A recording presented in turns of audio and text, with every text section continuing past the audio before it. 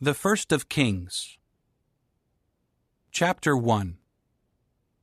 Now King David was old, advanced in years, and although they would cover him with garments, he could not get warm. So his servants said to him, "Let a girl, a virgin, be found for my lord the king, and she will wait on the king as his nurse. She will lie in your arms, so that my lord the king may feel warm." They searched throughout all the territory of Israel for a beautiful girl, and they found Abishag the Shunammite, and brought her in to the king. The girl was extremely beautiful, and she became the king's nurse and waited on him, but the king did not have sexual relations with her.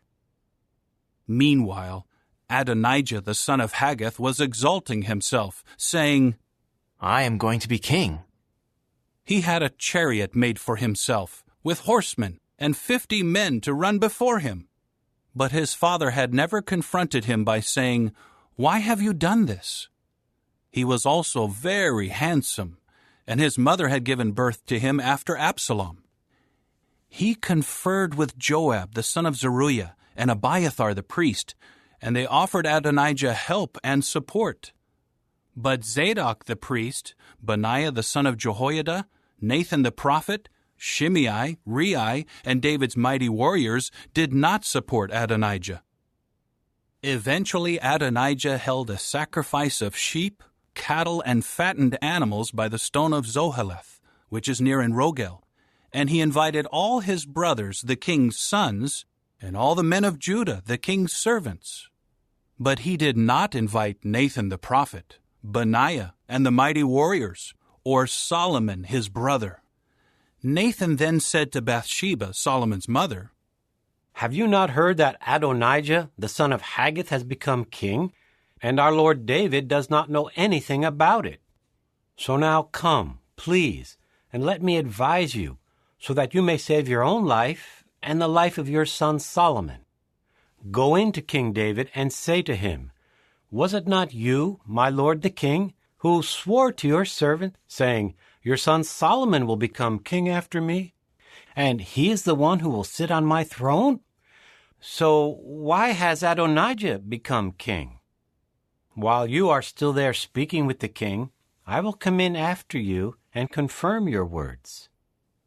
So Bathsheba went into the king, into his private room. The king was very old, and Abishag the Shunammite was waiting on the king. Then Bathsheba bowed low and prostrated herself to the king, and the king said, "What is your request?" She replied, "My lord, it was you who swore by Jehovah your God to your servant, 'Your son Solomon will become king after me, and he is the one who will sit on my throne.' But look, Adonijah has become king, and my lord the king does not know anything about it. He sacrificed bulls, fattened animals, and sheep in great quantity, and invited all the sons of the king, and Abiathar the priest, and Joab the chief of the army. But he did not invite your servant Solomon. And now, my lord the king, the eyes of all Israel are upon you, to tell them who will sit on the throne of my lord the king after him. Otherwise, as soon as my lord the king is laid to rest with his forefathers, I and also my son Solomon will be considered traitors." And while she was still speaking to the king, Nathan the prophet came in. At once the king was told, "Here is Nathan the prophet." He came in before the king and prostrated himself to the king with his face to the ground. Then Nathan said, "My lord the king, did you say Adonijah will become king after me, and he is the one who will sit on my throne? For today he has gone down to sacrifice bulls, fattened animals, and sheep in great quantity, and he has invited all the sons of the king, and the chiefs of the army, and Abiathar the priest. They are there, eating and drinking with him, and they keep saying, 'Long live King Adonijah!' But he did not invite me, your servant, or Zadok the priest, or Benaiah the son of Jehoiada, or your servant Solomon. Has my lord the king authorized this? without telling your servant who should sit on the throne of my lord the king after him? King David now answered, Call Bathsheba for me. At that she came in and stood before the king. The king then swore an oath. As surely as Jehovah is living, the one who rescued me out of all distress, just as I swore to you by Jehovah the God of Israel, saying, Your son Solomon will become king after me, and he is the one who will sit on my throne in my place. That is what I will bring about this day. Then Bathsheba bowed low with her face to the ground and prostrated herself to the king and said, May my lord King David live forever. Immediately King David said, Call for me Zadok the priest, Nathan the prophet, and Benaiah the son of Jehoiada. So they came in before the king. The king said to them, Take with you the servants of your lord, and have my son Solomon ride on my own mule, and lead him down to Gihon. Zadok the priest and Nathan the prophet will anoint him there as king over Israel. Then blow the horn and say, Long live King Solomon! Then follow him back, and he will come in and sit on my throne. And he will be king in my place, and I will commission him as leader over Israel and over Judah. At once Benaiah the son of Jehoiada said to the king, Amen. May Jehovah the God of my lord the king confirm it. Just as Jehovah was with my lord the king, so let him be with Solomon, and may he make his throne greater than the throne of my lord King David. Then Zadok the priest, Nathan the prophet, Benaiah the son of Jehoiada, and the Kerethites and the Pelethites went down and had Solomon ride on the mule of King David, and they brought him to Gihon. Zadok the priest now took the horn of oil out of the tent and anointed Solomon, and they began to blow the horn, and all the people began shouting, Long live King Solomon! After that all the people followed him and went up, playing flutes and rejoicing greatly, so that the earth was split open by their noise. Adonijah and all those invited by him heard it when they had finished eating. As soon as Joab heard the sound of the horn, he said, Why is there such a noisy uproar in the city? While he was still speaking, Jonathan the son of Abiathar the priest came. Then Adonijah said, Come in, for you are a good man, and you must bring good news. But Jonathan answered Adonijah, No, our Lord King David has made Solomon king. The king sent with him Zadok the priest, Nathan the prophet, Benaiah the son of Jehoiada, and the Kerethites and the Pelethites, and they had him ride on the mule of the king. Then Zadok the priest and Nathan the prophet anointed him as king in Gihon. After that they came up from there rejoicing, and the city is in an uproar. That was the noise that you heard. Moreover, Solomon has sat down on the royal throne. Another thing, the servants of the king have come in to congratulate our Lord King David, saying, May your God make Solomon's name more splendid than your name, and may he make his throne greater than your throne. At that the king bowed down on the bed. And the king also said, May Jehovah the God of Israel be praised, who today has granted someone to sit on my throne, and has allowed my own eyes to see it. And all those invited by Adonijah became terrified, and each of them rose up and went his own way. Adonijah was also afraid because of Solomon, so he got up and went and grabbed hold of the horns of the altar. The report was made to Solomon. Here Adonijah has become afraid of King Solomon, and he has taken hold of the horns of the altar, saying, Let King Solomon first swear to me that he will not put his servant to death by the sword. To this Solomon said, If he behaves in a worthy manner, Not a single hair of his will fall to the ground. But if what is bad is found in him, he will have to die." So King Solomon sent for him to be brought down from the altar. Then he came in and bowed down to King Solomon, after which Solomon said to him, "Go to your own house." Chapter 2. When the time of David's death drew near, he gave his son Solomon these instructions. I am about to die. Therefore, be strong and prove yourself a man. You must keep your obligation to Jehovah, your God, by walking in his ways and by observing his statutes, his commandments, his judgments, and his reminders as they are written in the law of Moses. Then you will succeed in everything you do and everywhere you turn. And Jehovah will carry out his promise that he made concerning me. If your sons pay attention to their way by walking faithfully before me with all their heart and soul, there will never fail to be a man of your line sitting on the throne of Israel. You also well know what Joab, the son of Zeruiah, did to me, what he did to 2 chiefs of the armies of Israel, Abner, the son of Ner, and Amasa, the son of Jether. He killed them, shedding the blood of war in peacetime, and he put the blood of war on the belt around his waist and on the sandals on his feet. You must act according to your wisdom, and not let his gray hairs go down in peace to the grave. But toward the sons of Barzillai the Gileadite, you should show loyal love, and they should be among those eating at your table. For that was how they stood by me when I ran away from your brother Absalom. There is also with you Shimei, the son of Gera the Benjaminite from Bahurim.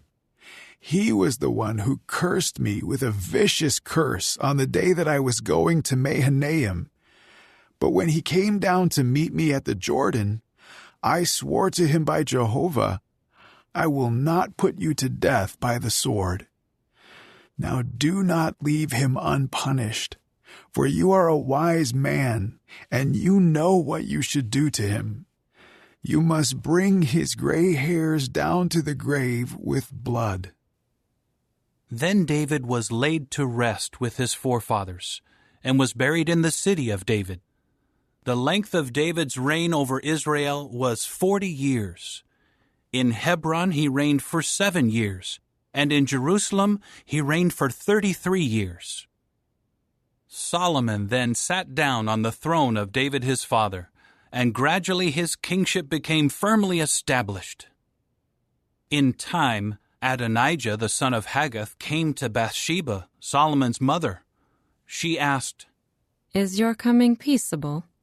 He replied, "It is peaceable." He then said, "I have something to say to you." So she said, "Speak." He continued, "You well know that the kingship was to become mine, and all Israel expected me to become king. But the kingship eluded me and became my brother's, for it was from Jehovah that it became his. But now there is just one request that I am making of you. Do not turn me away." So she said to him, "Speak." He then said, "Please, ask Solomon the king, for he will not turn you away, to give me Abishag the Shunammite as a wife." To this Bathsheba said, "Very well. I will speak for you to the king." So Bathsheba went in to King Solomon to speak to him for Adonijah. At once the king rose to meet her and bowed down to her. Then he sat down on his throne, and had a throne set for the king's mother, so that she could sit at his right. She then said, "There is one small request that I am making of you. Do not turn me away." So the king said to her, "Make it, my mother, for I will not turn you away." She said, Let Abishag the Shunammite be given as a wife to your brother Adonijah. At this, King Solomon answered his mother, Why are you requesting Abishag the Shunammite for Adonijah?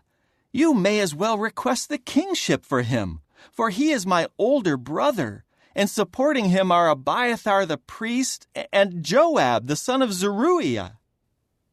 With that, King Solomon swore by Jehovah, So may God do to me and add to it, if it was not at the cost of his own life that Adonijah made this request.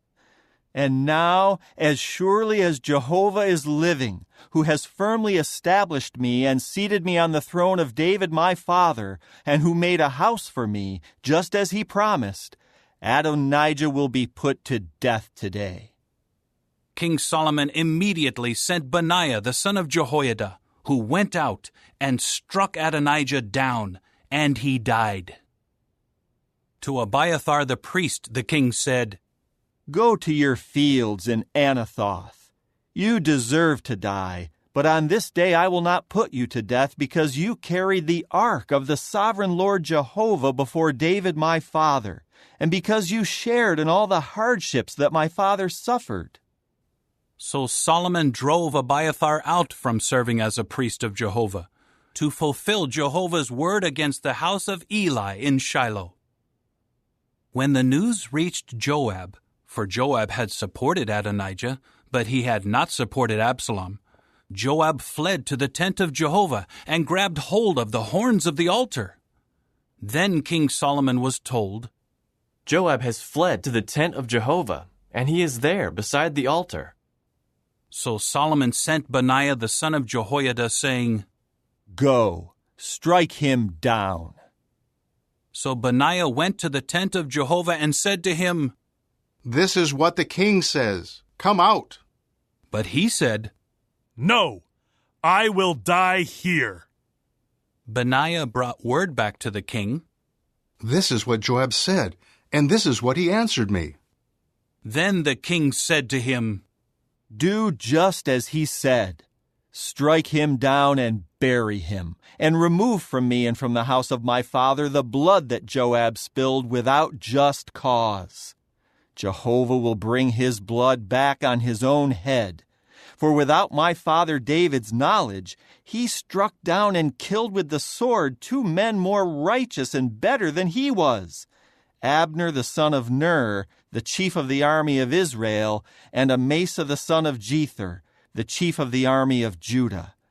Their blood will come back on the head of Joab, and on the head of his offspring forever. But for David, his offspring, his house, and his throne, may there be peace from Jehovah forever. Then Benaiah the son of Jehoiada went up and struck Joab down and put him to death, and he was buried at his own house in the wilderness. Then the king appointed Benaiah the son of Jehoiada over the army in his place, and the king appointed Zadok the priest in place of Abiathar. Then the king summoned Shimei and said to him, Build yourself a house in Jerusalem and live there. Do not go out from there to any other place. On the day you go out and cross the Kidron Valley, you can be sure that you will die. Your blood will be on your own head. Shimei replied to the king, What you have said is fair. Your servant will do just as my lord the king has said. So Shimei stayed in Jerusalem for many days. But at the end of 3 years, 2 of Shimei's slaves ran away to Achish, the son of Maacah, the king of Gath. When Shimei was told, Look, your slaves are in Gath. Shimei immediately saddled his donkey and went to see Achish in Gath to find his slaves. When Shimei returned from Gath with his slaves, Solomon was told, Shimei has gone out of Jerusalem to Gath and has returned. At that the king summoned Shimei and said to him, Did I not put you under oath by Jehovah and warn you, on the day you go out from here to any other place, you can be sure that you will die? And did you not say to me, What you are saying is fair, I will obey? Why then did you not keep the oath of Jehovah and the commandment that I imposed on you? The king then said to Shimei, You know in your heart all the injury that you did to David my father, and Jehovah will bring back that injury on your own head. But King Solomon will be blessed, and the throne of David will be firmly established before Jehovah forever. With that the king commanded Benaiah the son of Jehoiada, who went out and struck him down, and he died. Thus the kingdom was firmly established in the hand of Solomon.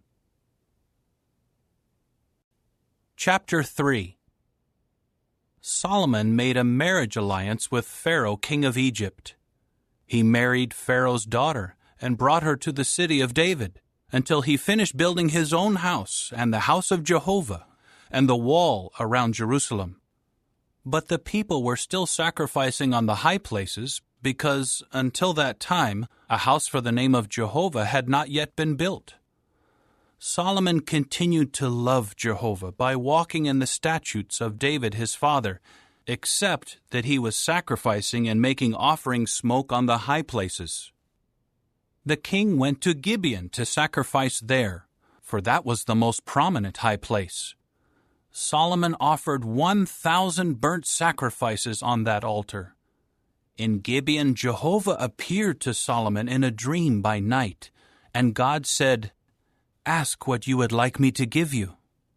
At this, Solomon said, You have shown great loyal love toward your servant David my father, as he walked before you in faithfulness, and in righteousness, and in uprightness of heart.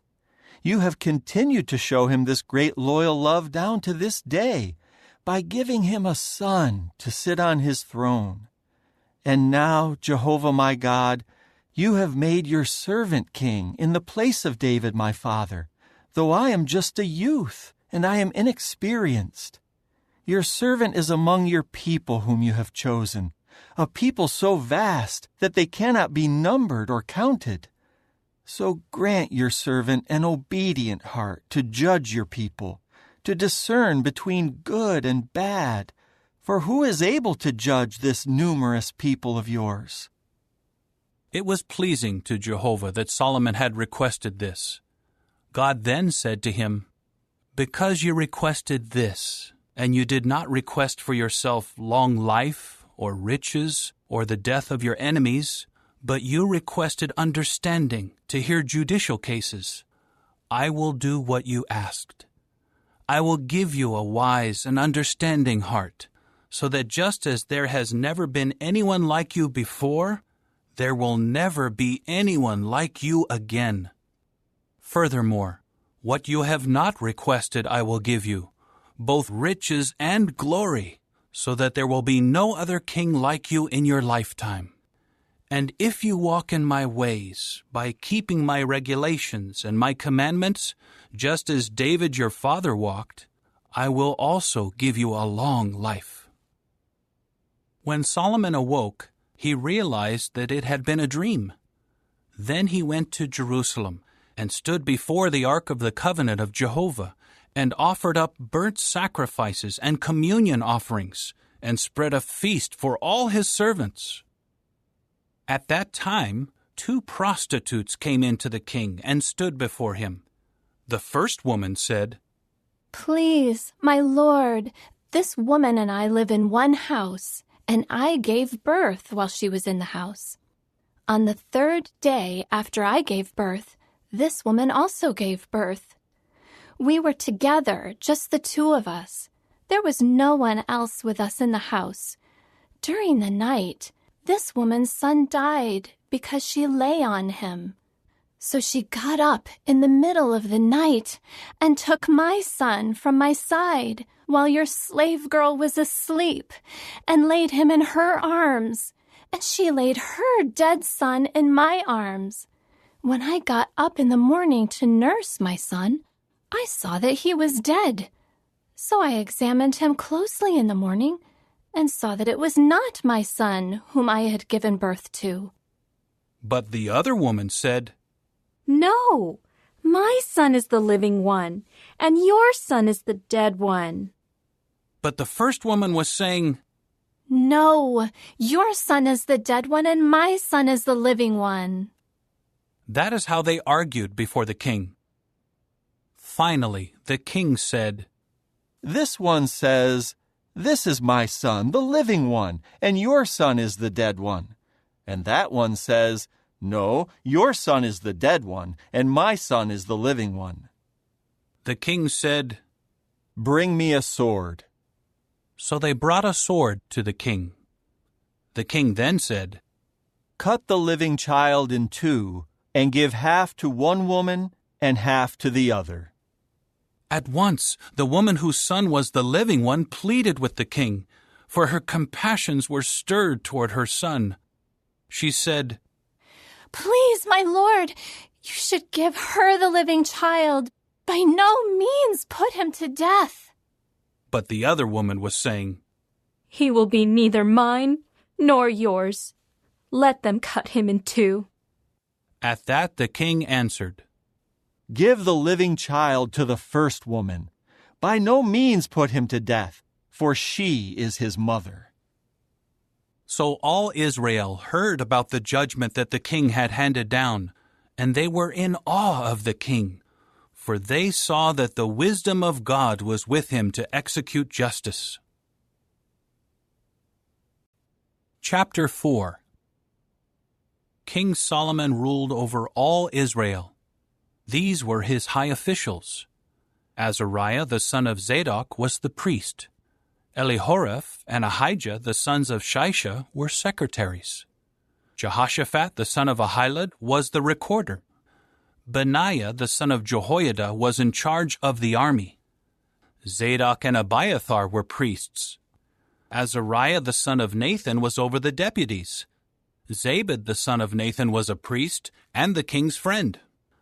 Ahishar was over the household, and Adoniram the son of Abda was over those conscripted for forced labor. Solomon had 12 deputies in charge of all Israel, who provided the king and his household with food. Each one was responsible for providing the food for 1 month of the year. These were their names: the son of Hur, in the mountainous region of Ephraim; the son of Deker, in Makaz, Shealbim, Bethshemesh, and Elon Bethhanan; the son of Hesed, in Aruboth. He had Soko and all the land of Hepher; the son of Abinadab, in all the slopes of Dor. Solomon's daughter Taphath became his wife. Baana the son of Ahilud, in Taanach, Megiddo, and all Bethshean, which is beside Zarathan, below Jezreel, from Bethshean to Abel-Meholah, to the region of Jokmeam. The son of Geber, in Ramoth-Gilead. He had the tent villages of Jair, the son of Manasseh, which are in Gilead. He also had the region of Argob, which is in Bashan, 60 large cities with walls and copper bars. Ahinadab, the son of Iddo, in Mahanaim. Ahimaaz, in Naphtali. He took Basemath, another of Solomon's daughters, as his wife. Baana, the son of Hushai, in Asher and Bealoth. Jehoshaphat, the son of Peruah, in Issachar. Shimei, the son of Elah, in Benjamin. Geber, the son of Uri, in the land of Gilead. The land of Sihon, king of the Amorites, and of Og, king of Bashan. There was also one deputy in charge of all these other deputies in the land. Judah and Israel were as numerous as the grains of sand by the sea. They were eating and drinking and rejoicing. Solomon ruled over all the kingdoms from the river to the land of the Philistines, and to the boundary of Egypt. They brought tribute and served Solomon all the days of his life. Solomon's food for each day was 30 quart measures of fine flour and 60 quart measures of flour, 10 fattened cattle, 20 pastured cattle, and 100 sheep, besides some stags, gazelles, roebucks, and fattened cuckoos. For he controlled everything this side of the river, from Tiphsah to Gaza, including all the kings on this side of the river, and he enjoyed peace in every region all around him. Judah and Israel lived in security, everyone under his own vine and under his own fig tree, from Dan to Beersheba, all the days of Solomon. And Solomon had 4,000 stalls of horses for his chariots, and 12,000 horses. These deputies supplied food to King Solomon and to everyone who ate at the table of King Solomon. Each was responsible for his month and saw to it that nothing was lacking. They also brought barley and straw wherever it was needed for the horses and for the teams of horses, each according to his quota. And God gave Solomon wisdom and discernment in very great measure, and a broadness of heart like the sand on the seashore. Solomon's wisdom surpassed the wisdom of all the people of the East and all the wisdom of Egypt.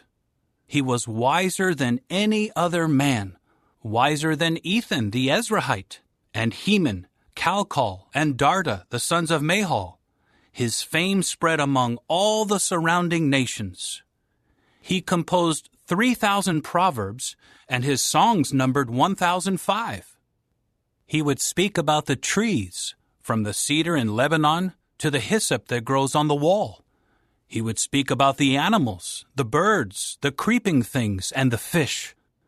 People from all the nations came to hear Solomon's wisdom, including kings from all over the earth who had heard about his wisdom.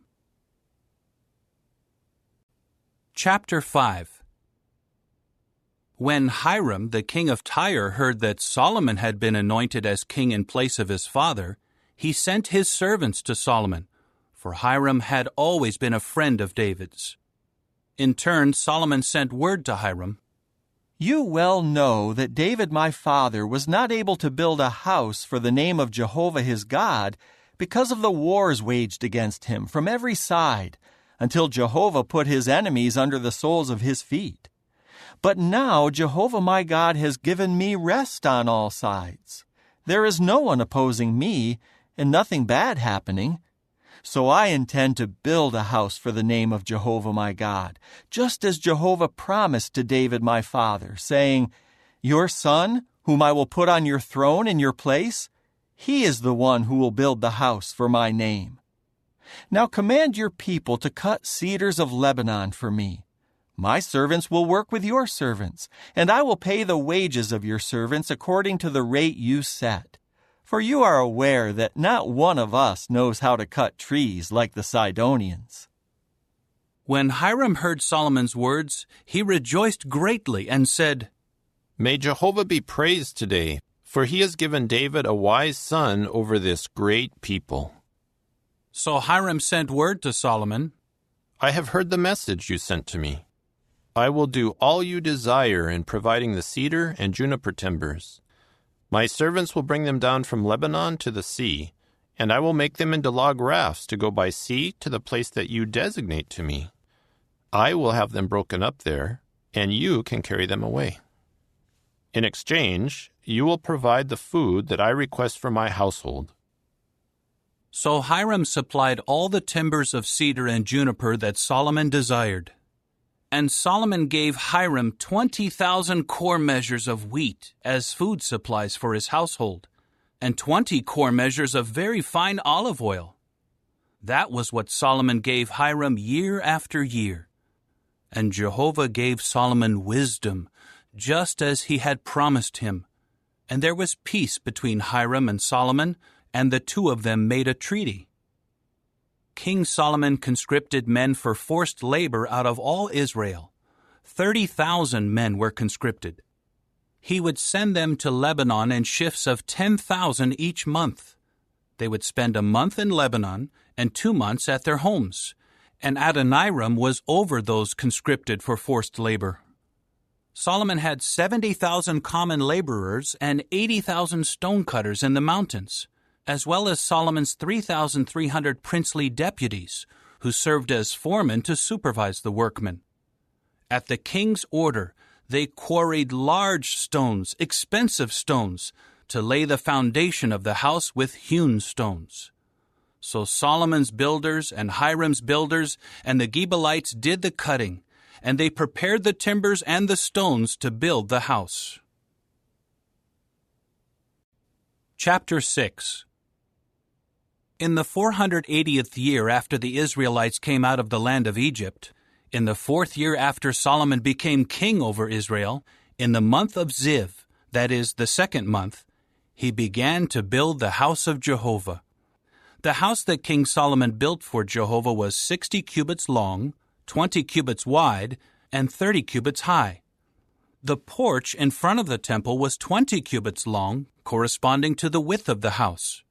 Its depth was 10 cubits from the front of the house. He made windows of narrowing frames for the house. Further, he built a side structure against the wall of the house.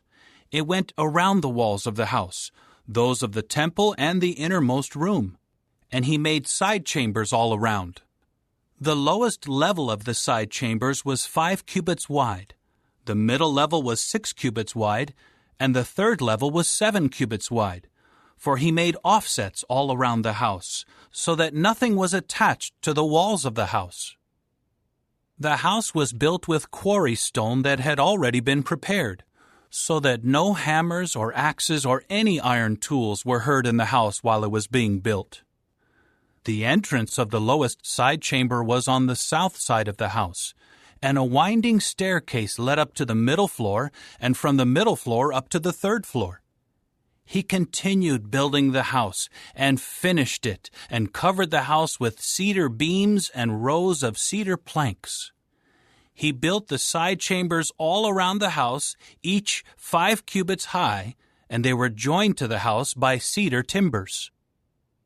Meanwhile, the word of Jehovah came to Solomon, saying, "As for this house that you are building, if you walk in my statutes, and carry out my judgments, and observe all my commandments by walking in them, I will also carry out with you my promise that I made to David your father, and I will reside in the midst of the Israelites, and I will not forsake my people Israel." Solomon continued building the house to finish it. He built the inside walls of the house with cedar boards. He paneled the inside walls with timber from the floor of the house up to the rafters of the ceiling, and he overlaid the floor of the house with juniper boards. And he built a section of 20 cubits at the rear of the house with cedar boards, from the floor up to the rafters. And he built inside of it the innermost room, the most holy. And the temple, the part of the house in front of it, was 40 cubits. The cedar inside the house was carved with gourds and flowers in bloom. All of it was cedar. No stone was seen. And he prepared the innermost room inside the house to put there the ark of the covenant of Jehovah. The innermost room was 20 cubits long, 20 cubits wide, and 20 cubits high, and he overlaid it with pure gold. He overlaid the altar with cedar. Solomon overlaid the interior of the house with pure gold, and he stretched gold chains in front of the innermost room, which was overlaid with gold. He overlaid the whole house with gold until all the house was completed. He also overlaid with gold the entire altar near the innermost room. In the innermost room he made 2 cherubs of pine wood, each 10 cubits high. One wing of the cherub measured 5 cubits, and the other wing was 5 cubits. From the tip of one wing to the tip of the other wing was 10 cubits. The second cherub was also 10 cubits. The 2 cherubs had the same size and shape. The height of the one cherub was 10 cubits, as was that of the other cherub. Then he put the cherubs inside the inner house. The wings of the cherubs were extended so that the wing of the one cherub reached to one wall, and the wing of the other cherub reached to the other wall. And their wings extended toward the middle of the house, so that the wings touched. And he overlaid the cherubs with gold. And on all the walls of the house, all around both the inner and outer rooms, he carved figures of cherubs, palm trees, and flowers in bloom. He overlaid the floor of the house with gold in the inner and outer rooms. And for the entrance of the innermost room, he made doors of pine wood, side pillars, and doorposts as a fifth part. The 2 doors were of pine wood, and he carved on them cherubs, palm trees, and flowers in bloom, and he overlaid them with gold. And he hammered the gold down over the cherubs and the palm trees. For the entrance of the temple, that was how he made the doorposts of pine wood, belonging to a 4th part. And he made 2 doors of juniper wood. The one door had 2 leaves that turned on pivots, and the other door had 2 leaves that turned on pivots. He carved cherubs, palm trees, and flowers in bloom, and overlaid gold foil on the carvings. He built the inner courtyard with 3 rows of hewn stone and a row of cedar beams. In the 4th year, in the month of Ziv, the house of Jehovah had its foundation laid. And in the 11th year, in the month of Bul, that is the 8th month, the house was finished in all its details and according to its plan. So he spent 7 years building it. Chapter 7. And it took Solomon 13 years to build his own house, until his whole house was completed. And he built the house of the forest of Lebanon, 100 cubits long, 50 cubits wide, and 30 cubits high on 4 rows of cedar pillars, and there were cedar beams on the pillars. It was paneled above with cedar on the girders that rested on the pillars. They numbered 45, with 15 to a row. There were 3 rows of framed windows, and each window was opposite another window in 3 tiers. All the entrances and the doorposts had square frames, as did the front of the windows that were opposite each other in 3 tiers. And he built the hall of pillars, 50 cubits long and 30 cubits wide, and there was a porch in front of it, with pillars and a canopy. He also built the hall of the throne where he would judge, the hall of judgment, and they paneled it with cedar from the floor to the rafters. The house where he was to live, at the other courtyard, was set back from the hall, and it was similar in workmanship. He also built a house similar to this hall for Pharaoh's daughter, whom Solomon had taken as a wife.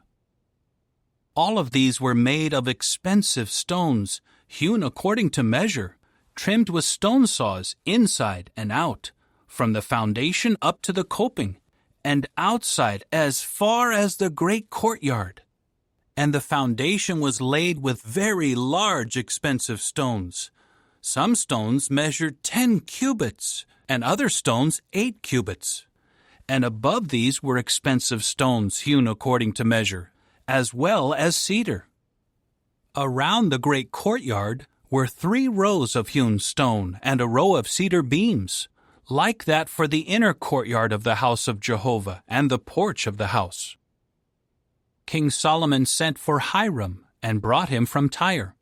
He was the son of a widow from the tribe of Naphtali, and his father was a Tyrian coppersmith, and he had great skill, understanding, and experience for all kinds of work in copper. So he came to King Solomon and did all his work.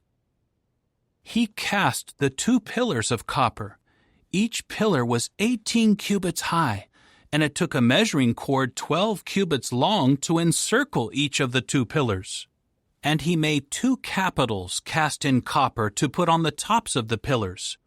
One capital was 5 cubits high, and the other capital was 5 cubits high. The capital on top of each pillar had mesh network with wreathed chains, 7 for the one capital and 7 for the other capital. And he made pomegranates in 2 rows around the one network to cover the capitals that were on the top of the pillars. He did the same for both capitals. The capitals on top of the pillars at the porch were of a lily pattern, 4 cubits high. The capitals were on the 2 pillars just above the rounded portion adjoining the network. And there were 200 pomegranates in rows all around on each capital. He set up the pillars of the porch of the temple. He set up the right-hand pillar and named it Jachin, and then he set up the left-hand pillar and named it Boaz. And the top of the pillars had a lily pattern. So the work of the pillars was completed. Then he made the sea of cast metal. It was circular in shape, 10 cubits from brim to brim, and 5 cubits high, and it took a measuring line 30 cubits long to encircle it. And there were ornamental gourds below its brim, completely encircling it, 10 to a cubit all around the sea, with 2 rows of the gourds cast in one piece with it. It stood on 12 bulls, 3 facing north, 3 facing west, 3 facing south, and 3 facing east. And the sea rested on them, and all their hind quarters were toward the center. And its thickness was a handbreadth, and its brim was made like the brim of a cup, like a lily blossom. It would hold 2,000 bath measures.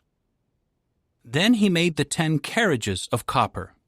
Each carriage was 4 cubits long, 4 cubits wide, and 3 cubits high. And this was how the carriages were constructed. They had side panels, and the side panels were between the crossbars. And on the side panels between the crossbars were lions, bulls, and cherubs, and the same design was on the crossbars. Above and beneath the lions and the bulls were wreaths in relief. And each carriage had 4 copper wheels and copper axles, and its 4 corner pieces served as supports for them. Beneath the basin were the supports, cast with wreaths at the side of each. Its opening was inside the crown, extending upward 1 cubit, and its opening was round, making up a stand of 1.5 cubits, and on its mouth were engravings, and their side panels were square, not round. The 4 wheels were below the side panels, and the supports of the wheels were attached to the carriage, and the height of each wheel was 1.5 cubits. And the wheels were made like chariot wheels. Their supports, rims, spokes, and hubs were all of cast metal. There were 4 supports on the 4 corners of each carriage. Its supports were cast as part of the carriage.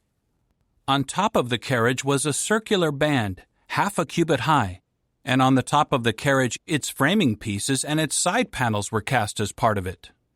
On the surfaces of its framing pieces and on its side panels he engraved cherubs, lions, and palm trees, according to the amount of space on each, with wreaths all around.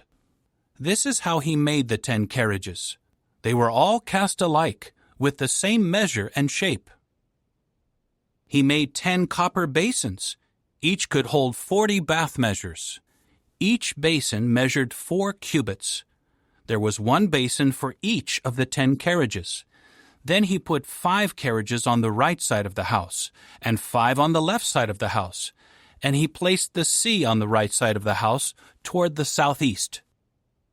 Hiram also made the basins, the shovels, and the bowls. So Hiram finished all the work that he did for King Solomon on the house of Jehovah.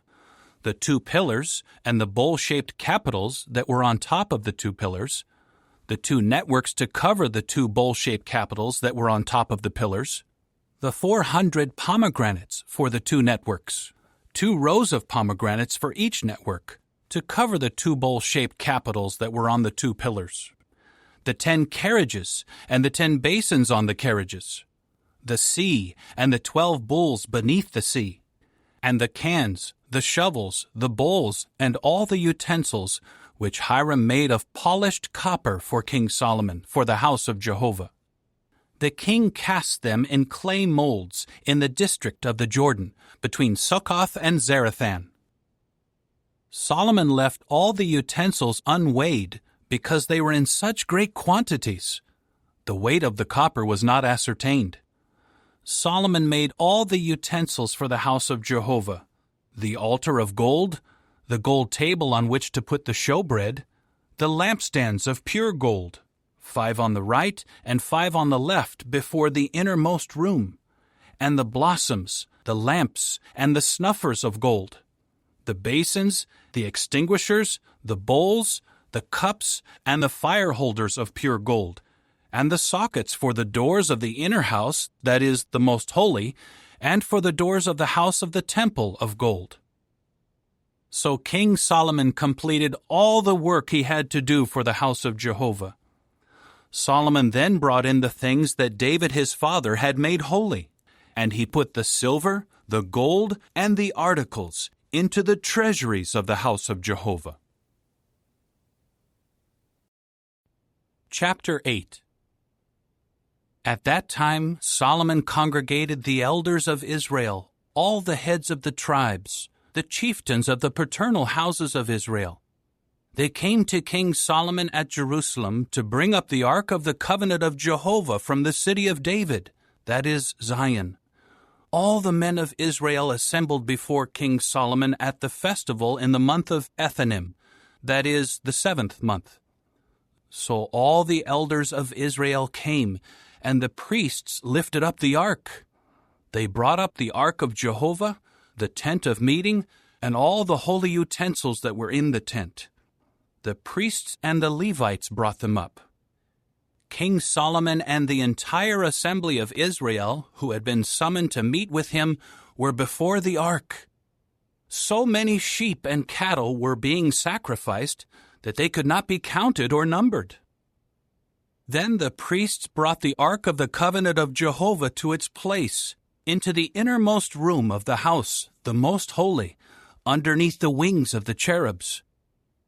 Thus the wings of the cherubs were spread out over the place of the ark, so that the cherubs overshadowed the ark and its poles. The poles were so long that the tips of the poles were visible from the holy in front of the innermost room, but they were not visible from outside, and they are there to this day.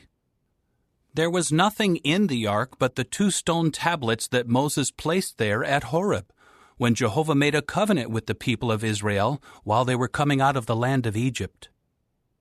When the priests came out from the holy place, the cloud filled the house of Jehovah. The priests were not able to stand to minister because of the cloud, for the glory of Jehovah filled the house of Jehovah. At that time, Solomon said, Jehovah said he would reside in the thick gloom. I have successfully built a lofty house for you, an established place for you to dwell in forever. Then the king turned around and began to bless all the congregation of Israel, while all the congregation of Israel stood. He said, May Jehovah the God of Israel be praised, the one who by his own mouth promised my father David, and by his own hand has given fulfillment, saying, From the day I brought my people Israel out of Egypt, I have not chosen a city out of all the tribes of Israel in which to build a house for my name to remain there, but I have chosen David to be over my people Israel. And it was the heart's desire of my father David to build a house for the name of Jehovah the God of Israel. But Jehovah said to my father David, It was your heart's desire to build a house for my name, and you did well to desire this in your heart. However, you will not build the house, but your own son who is to be born to you is the one who will build the house for my name. Jehovah has carried out the promise that he made, for I have succeeded my father David, and I sit on the throne of Israel, just as Jehovah promised. I have also built the house for the name of Jehovah the God of Israel, and have set up a place there for the ark, containing the covenant that Jehovah made with our forefathers when he was bringing them out of the land of Egypt.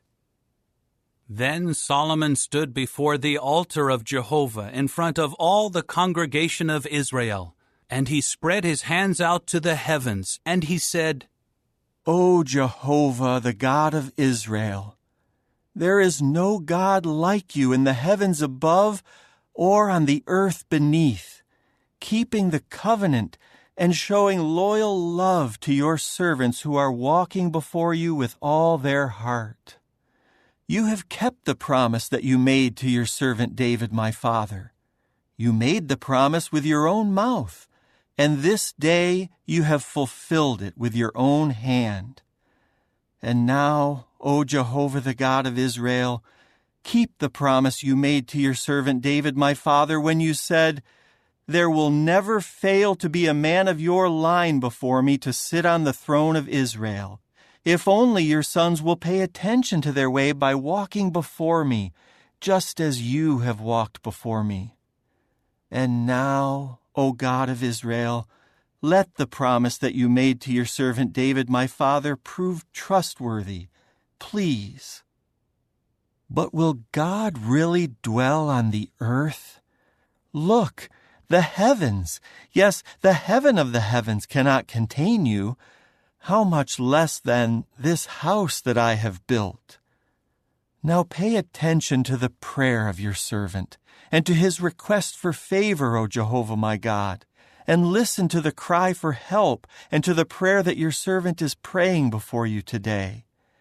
May your eyes be open toward this house night and day, toward the place of which you said, 'My name will be there,' to listen to the prayer that your servant prays toward this place.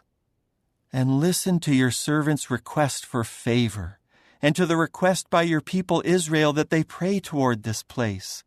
And may you hear from your dwelling place in the heavens. Yes, may you hear and forgive.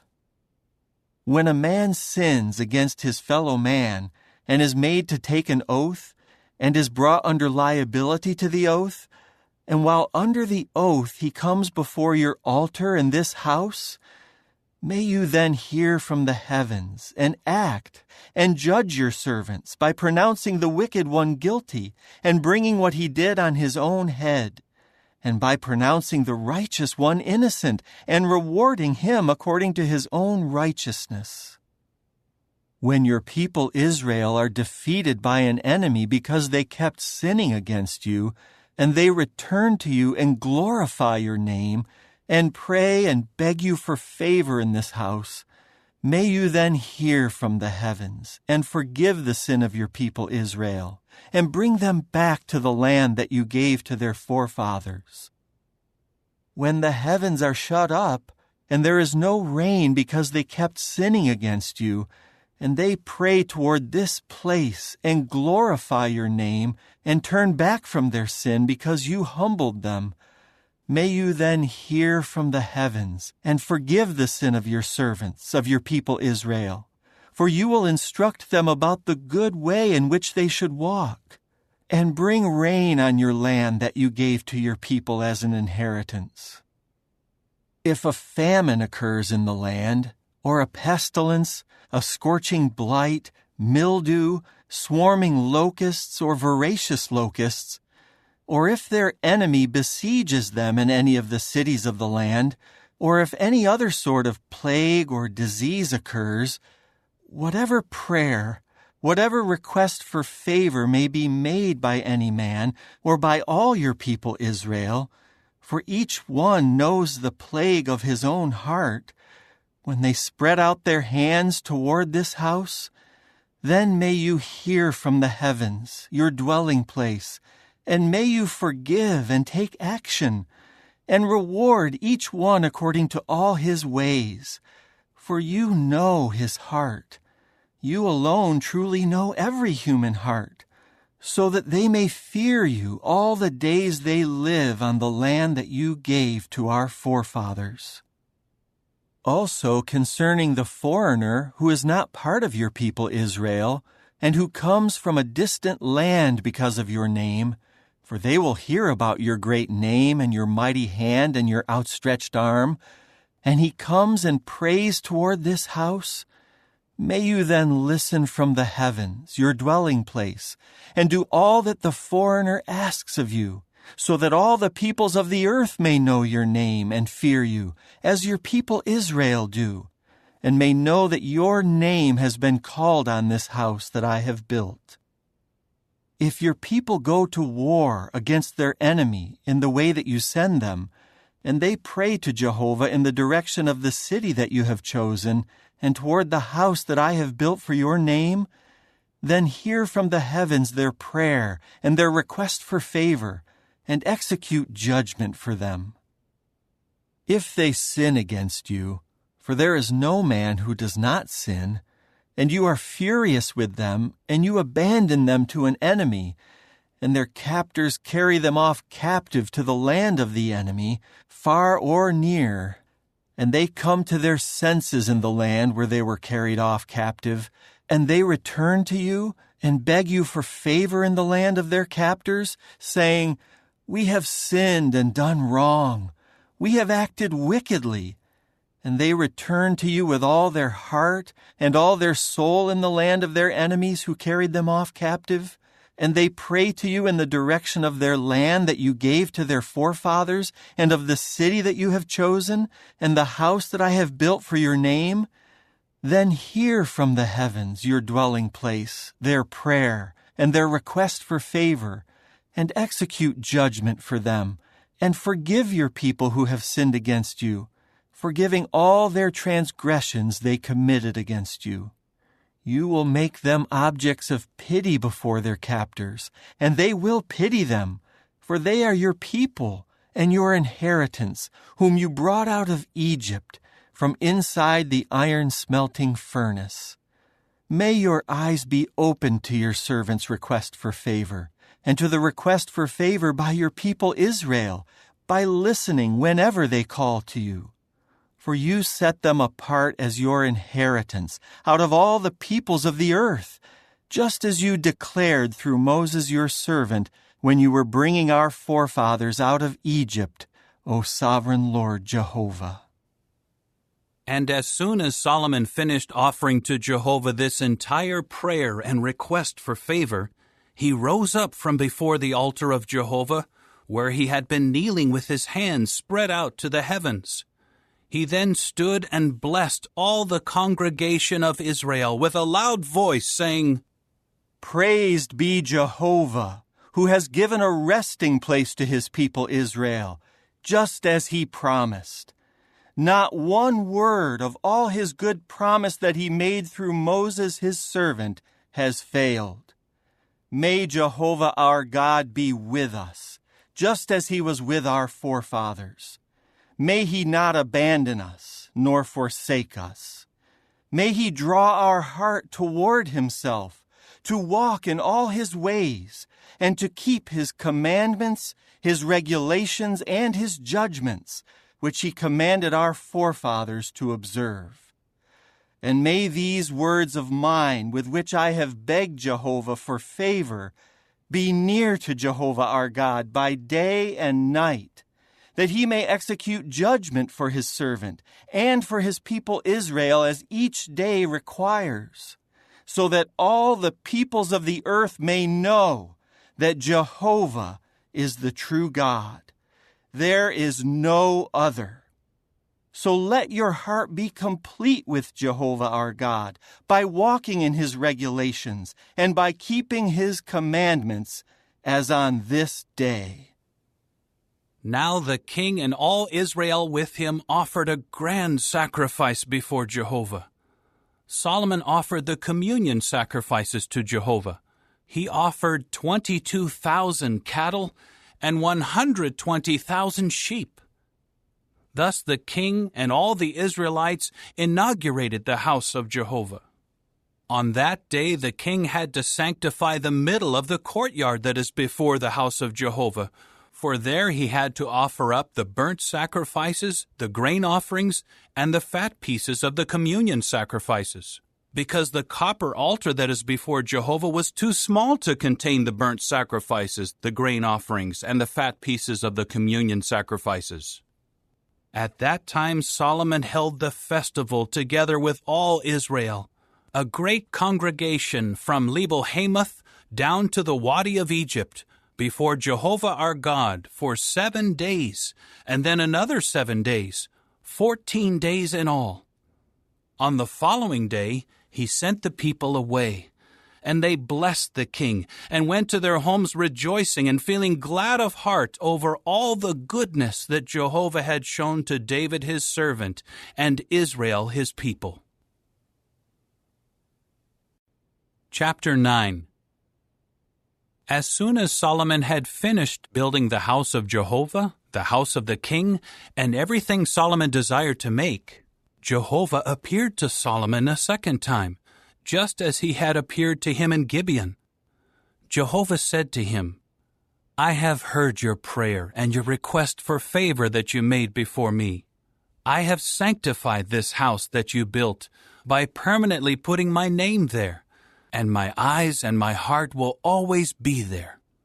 And you, if you walk before me as your father David walked, with integrity of heart and with uprightness, by doing everything I have commanded you, and you obey my regulations and my judgments, then I will establish the throne of your kingdom over Israel forever, just as I promised your father David, saying, There will never fail to be a man of your line sitting on the throne of Israel.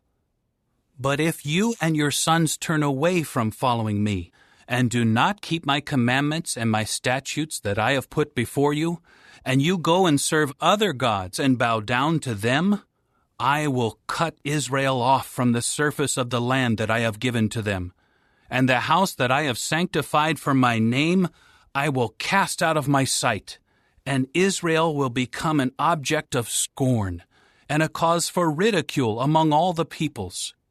And this house will become heaps of ruins.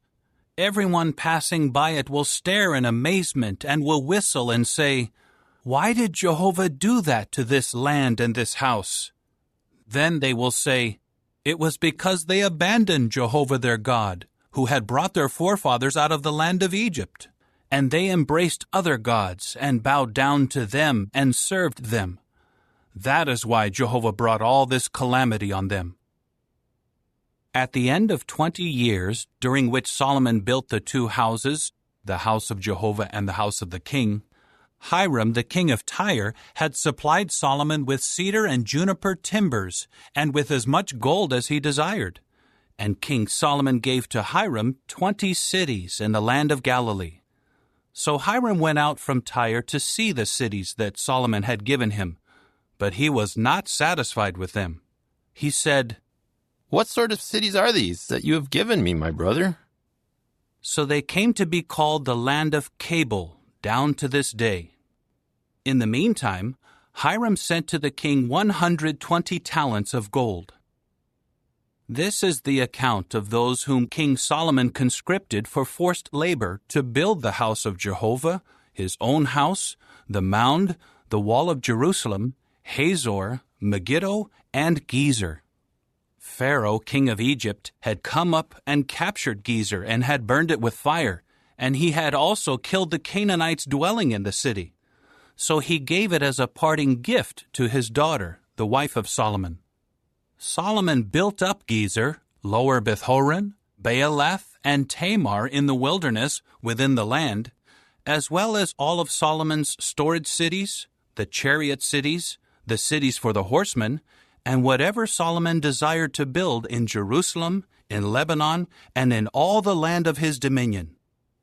As for all the people who were left, from the Amorites, the Hittites, the Perizzites, the Hivites, and the Jebusites, who were not part of the people of Israel, their descendants who were left in the land, those whom the Israelites had been unable to devote to destruction, were conscripted by Solomon for forced labor as slaves until this day. But Solomon did not make any of the Israelites slaves, for they were his warriors, servants, princes, adjutants, and the chiefs of his charioteers and horsemen. There were 550 chiefs of the deputies who were over the work of Solomon, the foremen over the people who were doing the work. But Pharaoh's daughter came up from the city of David to her own house that he had built for her. Then he built the mound. 3 times a year Solomon offered up burnt sacrifices and communion sacrifices on the altar that he had built for Jehovah, also making sacrificial smoke on the altar which was before Jehovah. So he completed the house. King Solomon also made a fleet of ships in Ezion-Geber, which is by Eloth on the shore of the Red Sea in the land of Edom. Hiram sent his own servants with the fleet of ships, experienced seamen, to serve along with the servants of Solomon. They went to Ophir and took from there 420 talents of gold and brought it to King Solomon. Chapter 10. Now the queen of Sheba heard the report about Solomon in connection with the name of Jehovah, so she came to test him with perplexing questions. She arrived in Jerusalem with a very impressive entourage, with camels carrying balsam oil and great quantities of gold and precious stones. She went in to Solomon and spoke to him about everything that was close to her heart. Solomon then answered all her questions. There was nothing too difficult for the king to explain to her. When the queen of Sheba had seen all the wisdom of Solomon, the house that he built, the food of his table, the seating of his servants, the table service of his waiters and their attire, his cupbearers, and his burnt sacrifices that he regularly offered up at the house of Jehovah, she was left completely breathless.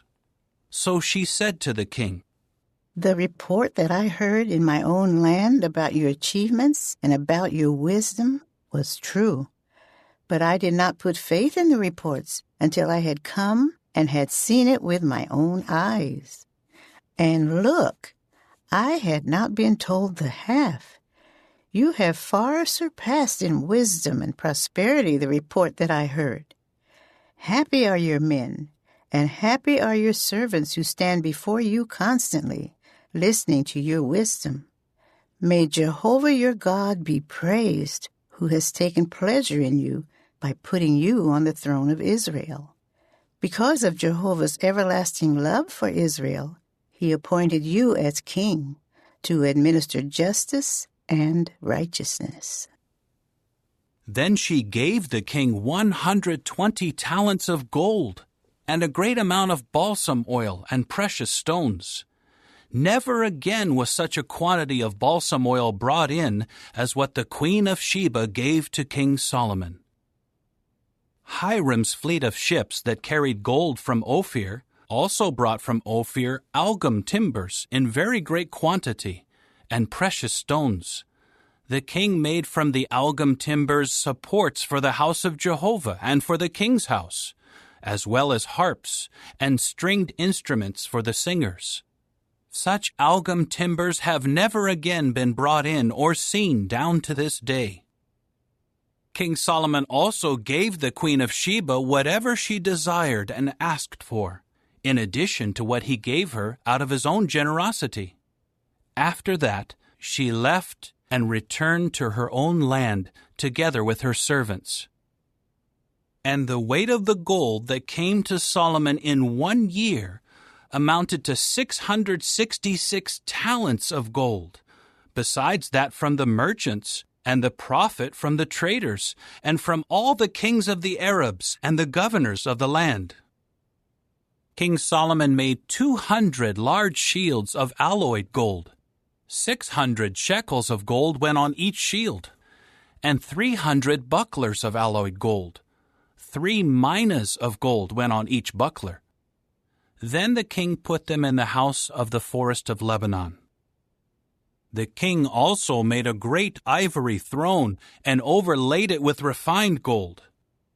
There were 6 steps to the throne, and the throne had a round canopy behind it, and there were arm rests on both sides of the seat, and 2 lions were standing beside the arm rests.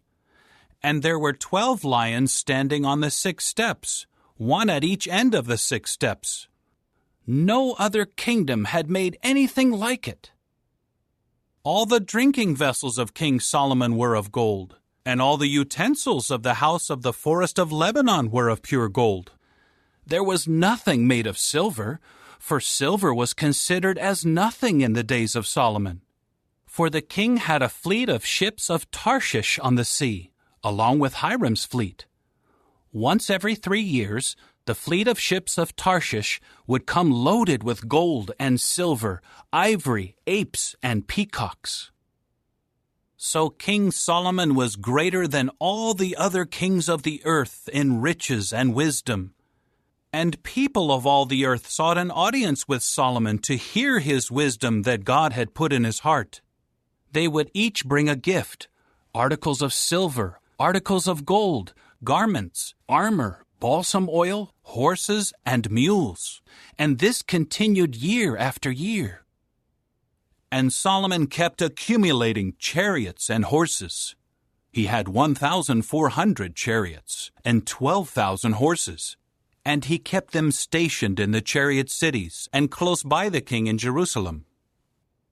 The king made the silver in Jerusalem as plentiful as the stones, and cedar wood as plentiful as the sycamore trees in the Shephelah. The horses of Solomon had been imported from Egypt, and the company of the king's merchants would obtain the horses in droves for one price. Each chariot imported from Egypt cost 600 silver pieces, and a horse cost 150. In turn, they would export them to all the kings of the Hittites and the kings of Syria. Chapter 11. But King Solomon loved many foreign women besides the daughter of Pharaoh: Moabite, Ammonite, Edomite, Sidonian, and Hittite women. They were from the nations about whom Jehovah had said to the Israelites, "You must not go in among them, and they should not come in among you, for they will surely incline your heart to follow their gods." But Solomon clung to them and loved them. And he had 700 wives who were princesses, and 300 concubines, and his wives gradually inclined his heart. In Solomon's old age, his wives inclined his heart to follow other gods, and his heart was not complete with Jehovah his God, like the heart of David his father. And Solomon followed after Ashtoreth, the goddess of the Sidonians, and Milcom, the disgusting god of the Ammonites. And Solomon did what was bad in the eyes of Jehovah, and he did not follow Jehovah completely as David his father had done. It was then that Solomon built a high place to Chemosh, the disgusting god of Moab, on the mountain in front of Jerusalem, and to Molech, the disgusting god of the Ammonites.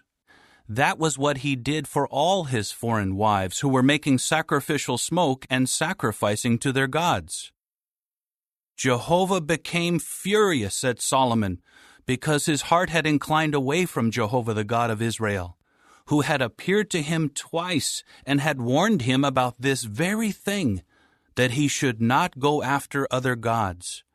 But he did not obey what Jehovah had commanded.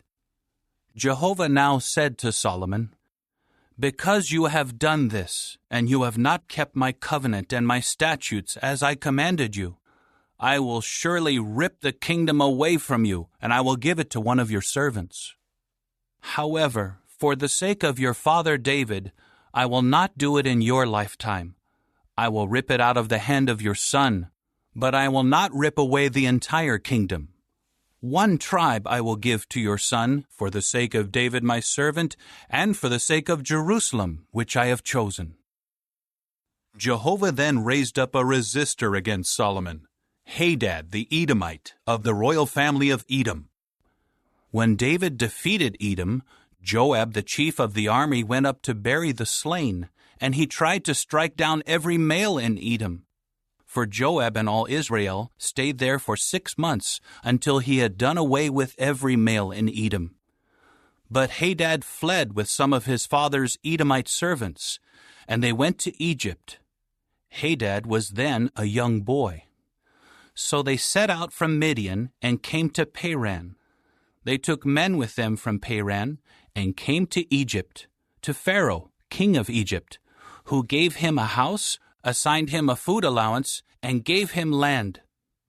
Hadad found favor in the eyes of Pharaoh, so much so that he gave him in marriage the sister of his own wife, Tahpenes the queen. In time, the sister of Tahpenes bore him a son, Genubath, and Tahpenes brought him up in the house of Pharaoh, and Genubath remained in the house of Pharaoh among the sons of Pharaoh. Hadad heard in Egypt that David had been laid to rest with his forefathers, and that Joab the chief of the army had died. So Hadad said to Pharaoh, "Send me away, so that I may go to my own land." But Pharaoh said to him, "What have you lacked with me, that you now seek to go to your own land?" To this he said, "Nothing, but please, send me away." God also raised up against Solomon another resistor, Rezin, the son of Eliada, who had fled from his lord Hadadezer, the king of Zobah. He gathered men to himself and became chief of a marauder band when David defeated them. So they went to Damascus and settled there and began reigning in Damascus. And he became a resistor of Israel all the days of Solomon, adding to the harm done by Hadad, and he abhorred Israel while he reigned over Syria. And there was Jeroboam the son of Nebat, an Ephraimite from Zeradah, a servant of Solomon's, whose mother's name was Zeruiah, a widow. He too began to rebel against the king. This is why he rebelled against the king. Solomon had built the mound and had closed up the gap of the city of David his father. Now this Jeroboam was a capable man. When Solomon saw that the young man was a hard worker, he made him overseer over all the compulsory service of the house of Joseph. During that time Jeroboam went out from Jerusalem, and the prophet Ahijah the Shilonite found him on the road. Ahijah was wearing a new garment, and the two of them were by themselves in the field. Ahijah took hold of the new garment he was wearing and ripped it into 12 pieces. Then he said to Jeroboam, "Take 10 pieces for yourself, for this is what Jehovah the God of Israel says. Here I am ripping the kingdom out of the hand of Solomon, and I will give you 10 tribes. But 1 tribe will remain his, for the sake of my servant David, and for the sake of Jerusalem, the city I have chosen out of all the tribes of Israel. I will do this because they have left me, and are bowing down to Ashtoreth, the goddess of the Sidonians, to Chemosh, the god of Moab, and to Milcom, the god of the Ammonites. And they have not walked in my ways, by doing what is right in my eyes, and observing my statutes and my judgments, as his father David did. But I will not take the entire kingdom out of his hand, and I will keep him as a chieftain for all the days of his life, for the sake of David my servant whom I chose, because he obeyed my commandments and my statutes. But I will take the kingship out of the hand of his son, and give it to you, that is, 10 tribes. To his son I will give 1 tribe, so that David my servant may always have a lamp before me in Jerusalem, the city that I have chosen for myself as the place to put my name. I will take you, and you will reign over all that you desire, and you will become king over Israel. And if you obey all that I command you, and walk in my ways, and do what is right in my eyes by obeying my statutes and my commandments, just as David my servant did, I will also be with you. I will build you a lasting house, just as I have built for David, and I will give you Israel. And I will humiliate the offspring of David because of this, but not always." So Solomon tried to put Jeroboam to death. But Jeroboam fled to Egypt, to Shishak, the king of Egypt, and he remained in Egypt until Solomon's death. As for the rest of the history of Solomon, all that he did and his wisdom, is it not written in the book of the history of Solomon? The length of Solomon's reign in Jerusalem over all Israel was 40 years. Then Solomon was laid to rest with his forefathers, and was buried in the city of David his father, and his son Rehoboam became king in his place. Chapter 12. Rehoboam went to Shechem, for all Israel had come to Shechem to make him king. As soon as Jeroboam the son of Nebat heard of it, he was still in Egypt because he had run off on account of King Solomon and was living in Egypt. They sent for him. After that, Jeroboam and all the congregation of Israel came to Rehoboam and said, "Your father made our yoke harsh. But if you make the harsh service of your father easier, and you lighten the heavy yoke he put on us, we will serve you." At this he said to them, Go away for 3 days, then return to me." So the people went away. King Rehoboam then consulted with the older men who had served his father Solomon while he was alive, saying, "What advice would you give on how to reply to this people?" They answered him, "If today you would become a servant to this people and submit to their request and give them a favorable answer, they will always be your servants." However, he rejected the advice that the older men gave him, and he consulted with the young men who had grown up with him and who were now his attendants. He asked them, "What advice do you offer on how we should reply to this people who have said to me, 'Make the yoke your father put on us lighter'?" The young men who had grown up with him said to him, "This is what you should say to this people who have said to you, 'Your father made our yoke heavy, but you should make it lighter for us.' This is what you should tell them, 'My little finger will be thicker than my father's hips.'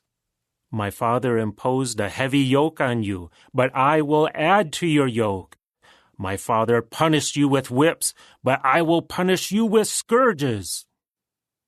Jeroboam and all the people came to Rehoboam on the 3rd day, just as the king had said, "Return to me on the 3rd day." But the king answered the people harshly, rejecting the advice that the older men had given him. He spoke to them according to the advice of the young men, saying, "My father made your yoke heavy, but I will add to your yoke. My father punished you with whips, but I will punish you with scourges."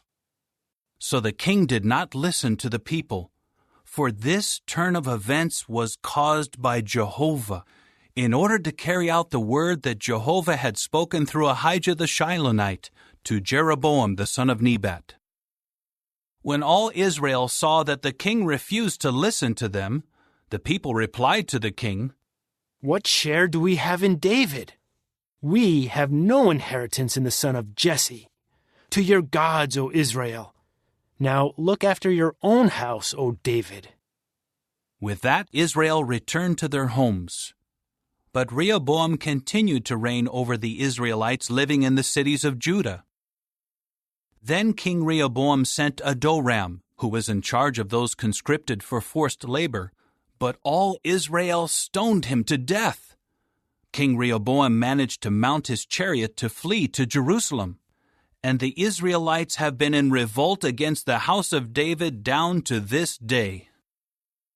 As soon as all Israel heard that Jeroboam had returned, they summoned him to the assembly and made him king over all Israel. None of the people followed the house of David except the tribe of Judah. When Rehoboam arrived in Jerusalem, he immediately congregated all the house of Judah and the tribe of Benjamin, 180,000 trained warriors, to fight against the house of Israel in order to restore the kingship to Rehoboam the son of Solomon. Then the word of the true God came to Shemaiah, the man of the true God, saying, "Say to Rehoboam the son of Solomon, the king of Judah, and to all the house of Judah and Benjamin, and the rest of the people, this is what Jehovah says. You must not go up and fight against your Israelite brothers. Each one of you must return to his house, for I have caused this to happen." So they obeyed the word of Jehovah and went back home, as Jehovah had told them. Jeroboam then built up Shechem in the mountainous region of Ephraim and lived there. From there he went out and built up Penuel. Jeroboam said in his heart, "Now the kingdom will return to the house of David. If this people continues to go up to offer sacrifices at the house of Jehovah in Jerusalem, the heart of this people will also return to their lord, King Rehoboam of Judah. Yes, they will kill me and return to King Rehoboam of Judah." After consultation, the king made 2 golden calves and said to the people, "It is too much for you to go up to Jerusalem. Here is your God, O Israel, who brought you up out of the land of Egypt." Then he placed one in Bethel, and the other he put in Dan. And this caused them to sin, and the people went as far as Dan to worship the one there. And he made houses of worship on the high places, and appointed priests from the people in general, those who were not Levites. Jeroboam also established a festival in the 8th month, on the 15th day of the month, like the festival in Judah. On the altar that he made at Bethel, he sacrificed to the calves he had made, and at Bethel he assigned priests for the high places that he had made. And he began to make offerings on the altar that he had made at Bethel, on the 15th day in the 8th month, in the month that he had devised on his own. And he established a festival for the people of Israel, and he ascended the altar to make offerings and sacrificial smoke. Chapter 13. By the word of Jehovah, a man of God came from Judah to Bethel, while Jeroboam was standing by the altar to make sacrificial smoke. Then he called out against the altar by the word of Jehovah and said, O altar, altar, this is what Jehovah says. Look, a son named Josiah will be born to the house of David. He will sacrifice on you the priests of the high places, those making sacrificial smoke on you, and he will burn human bones on you. He gave a sign on that day, saying, This is the sign that Jehovah has declared. Look, the altar will be ripped apart, and the ashes that are on it will be spilled out. As soon as the king heard the word that the man of the true God had called out against the altar at Bethel, Jeroboam stretched out his hand from the altar and said, Seize him! Immediately, the hand that he had stretched out against him dried up, and he could not draw it back. Then the altar was ripped apart, and the ashes were spilled out from the altar, according to the sign that the man of the true God had given by the word of Jehovah. The king now said to the man of the true God, Please, beg for the favor of Jehovah your God, and pray in my behalf that my hand may be restored to me. At this the man of the true God begged for the favor of Jehovah, and the king's hand was restored to its former condition. The king then said to the man of the true God, Come home with me, and take some food, and let me give you a gift. But the man of the true God said to the king, Even if you gave me half your house, I would not come with you and eat bread or drink water in this place. For this is what I was commanded by the word of Jehovah. You must not eat bread or drink water, and you must not return by the way you came. So he left by another way, and he did not return by the way he had come to Bethel. There was a certain old prophet dwelling in Bethel, and his sons came home and related to him all the things that the man of the true God had done that day in Bethel, and the words he had spoken to the king. After they related this to their father asked them, Which way did he go? So his son showed him the way that the man of the true God from Judah had gone. He now said to his sons, Saddle the donkey for me. They saddled the donkey for him, and he mounted it. He followed the man of the true God and found him sitting under a big tree. Then he said to him, Are you the man of the true God who came from Judah? He replied, I am. He said to him, Come home with me and eat bread. But he said, I cannot go back with you or accept your invitation, nor may I eat bread or drink water with you in this place. For I was told by the word of Jehovah, you must not eat bread or drink water there. You must not return by the way you came. At this he said to him, I too am a prophet like you, and an angel told me by the word of Jehovah, have him come back with you to your house, so that he may eat bread and drink water. He deceived him. So he went back with him to eat bread and drink water in his house. While they were sitting at the table, the word of Jehovah came to the prophet who had brought him back, and he called out to the man of the true God from Judah, saying, This is what Jehovah says. Because you rebelled against the order of Jehovah and did not keep the commandment that Jehovah your God gave you, but you went back to eat bread and drink water in the place about which you were told, do not eat bread or drink water, your dead body will not come into the tomb of your forefathers. After the man of the true God ate bread and drank, the old prophet saddled the donkey for the prophet whom he had brought back. Then he got on his way, but a lion came across him on the road and killed him. His dead body was thrown onto the road, and the donkey stood beside it. The lion was also standing beside the dead body. There were men passing by who saw the dead body thrown onto the road and the lion standing beside the dead body. They came in and told about it in the city where the old prophet lived. When the prophet who had brought him back from the road heard of it, he immediately said, It is the man of the true God, who rebelled against the order of Jehovah. So Jehovah gave him over to the lion to maul and to kill him, according to the word of Jehovah that he spoke to him. He then said to his sons, Saddle the donkey for me. So they saddled it. Then he went on his way and found the dead body thrown onto the road, with the donkey and the lion standing beside it. The lion had not eaten the dead body, nor had it mauled the donkey. The prophet lifted up the dead body of the man of the true God and put him on the donkey, and he brought him back into his own city to mourn and bury him. So he laid the dead body in his own tomb, and they kept crying out over him, Too bad, my brother. After burying him, he told his sons, When I die, you must bury me in the place where the man of the true God is buried. Lay my bones next to his bones.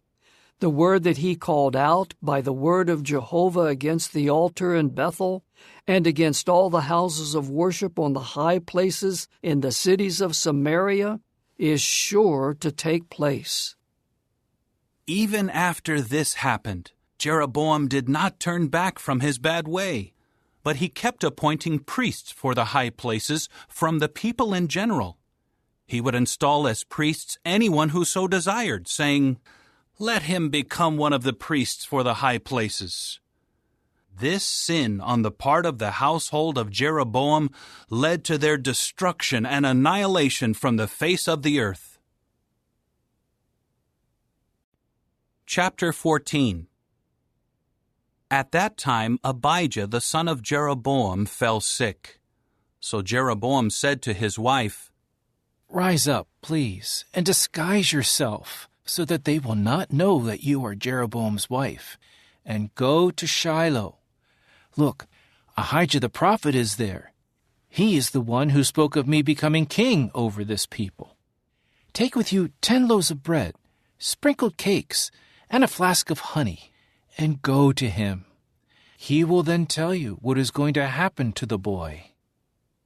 Jeroboam's wife did what he said. She rose up and went to Shiloh and came to the house of Ahijah. Ahijah's eyes stared straight ahead, and he could not see because of his age.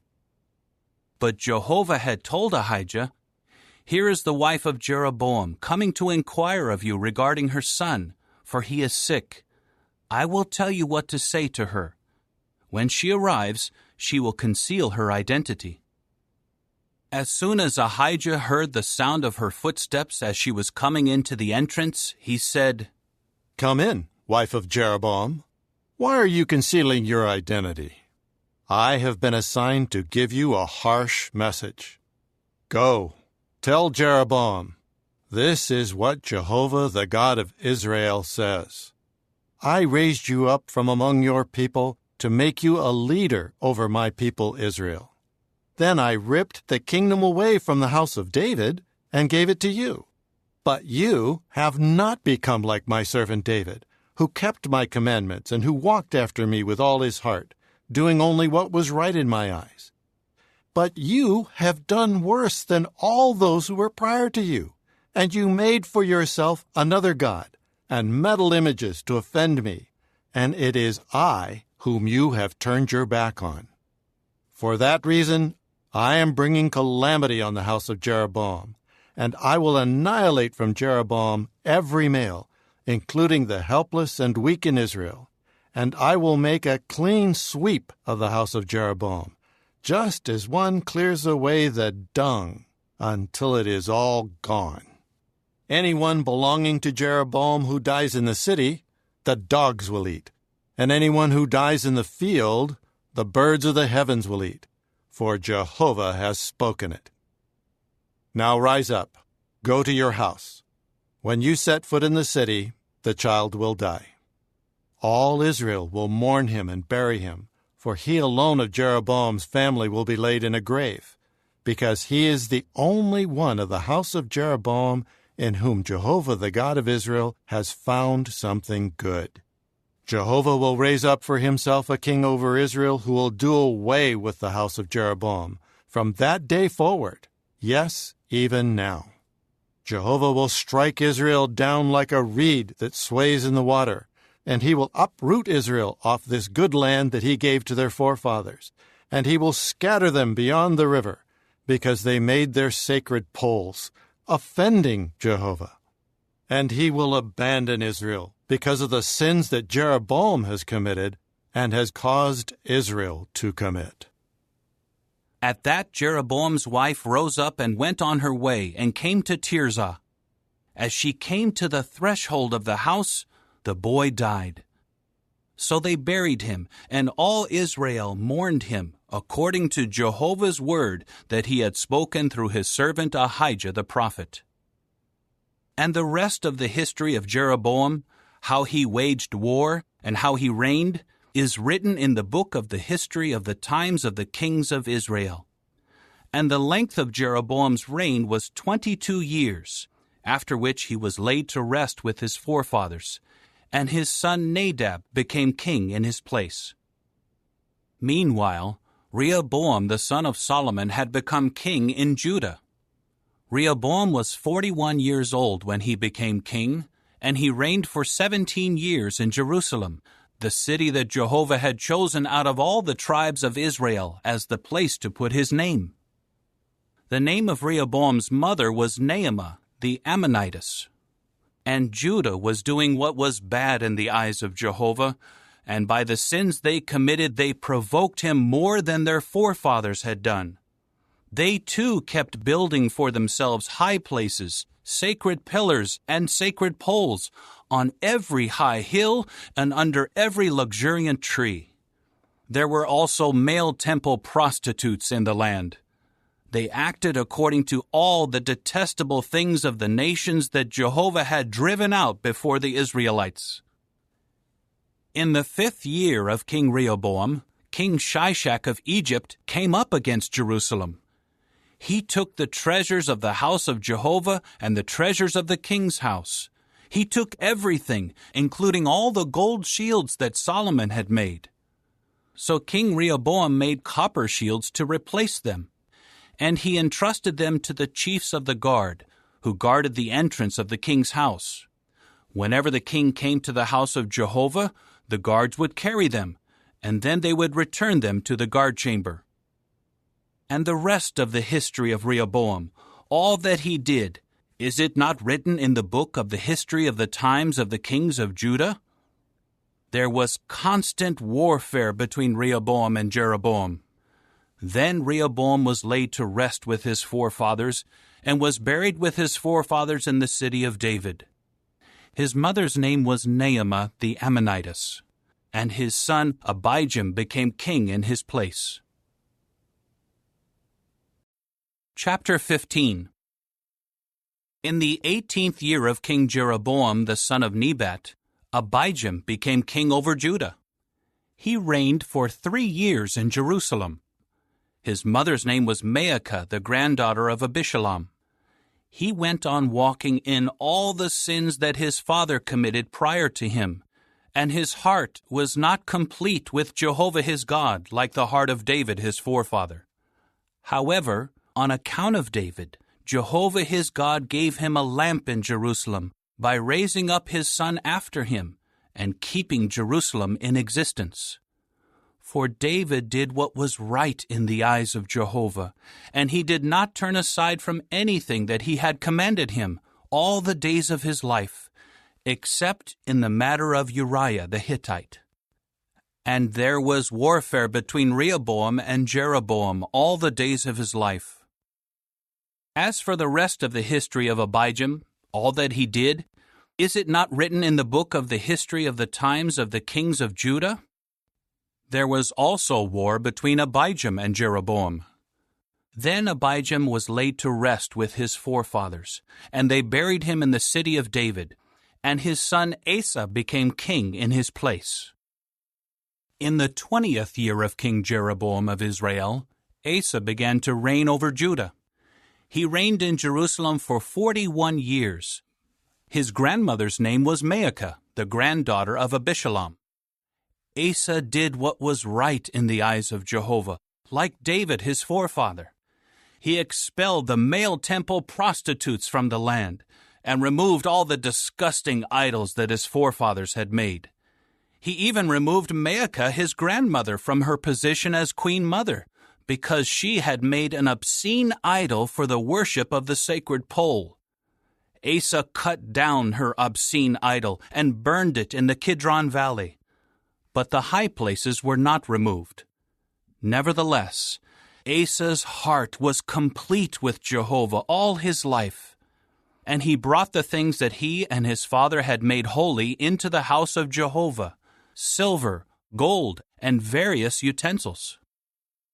There was constant warfare between Asa and Baasha, the king of Israel. So King Baasha of Israel came up against Judah and began to build up Ramah, to prevent anyone from going out or coming in to King Asa of Judah. At that Asa took all the silver and the gold that were left in the treasuries of the house of Jehovah and the treasuries of the house of the king, and handed them over to his servants. King Asa then sent them to Ben-Hadad, the son of Tabrimon, the son of Hezion, the king of Syria, who was dwelling in Damascus, saying, "There is a treaty between me and you, and between my father and your father. I am sending you a gift of silver and gold. Come, break your treaty with King Baasha of Israel, so that he will withdraw from me." Ben-Hadad listened to King Asa and sent the chiefs of his armies against the cities of Israel. And they struck down Ijon, Dan, Abel-Beth-Maacah, all Kinnereth, and all the land of Naphtali. When Baasha heard of it, he immediately quit building Ramah and continued dwelling in Tirzah. King Asa then summoned all Judah. No one was exempt, and they carried off the stones and timbers of Ramah that Baasha had been building with. And with them, King Asa built up Geba in Benjamin and Mizpah. As for all the rest of the history of Asa, all his mightiness, and all that he did, and the cities that he built, is it not written in the book of the history of the times of the kings of Judah? But in his old age he suffered from a disease in his feet. Then Asa was laid to rest with his forefathers, and was buried with them in the city of David his forefather, and his son Jehoshaphat became king in his place. Nadab the son of Jeroboam became king over Israel in the 2nd year of King Asa of Judah, and he reigned over Israel for 2 years. He kept doing what was bad in the eyes of Jehovah, and walked in the way of his father, and in his sin that he caused Israel to commit.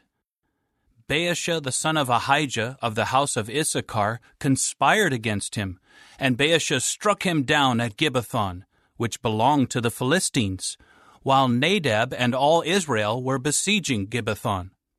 So Baasha put him to death in the 3rd year of King Asa of Judah, and became king in his place. And as soon as he became king, he struck down all the house of Jeroboam. He did not let remain anyone breathing who belonged to Jeroboam. He had them annihilated according to Jehovah's word that he had spoken through his servant Ahijah the Shilonite.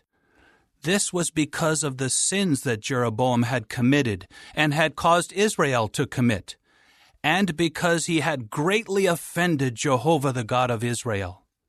As for the rest of the history of Nadab, all that he did, is it not written in the book of the history of the times of the kings of Israel?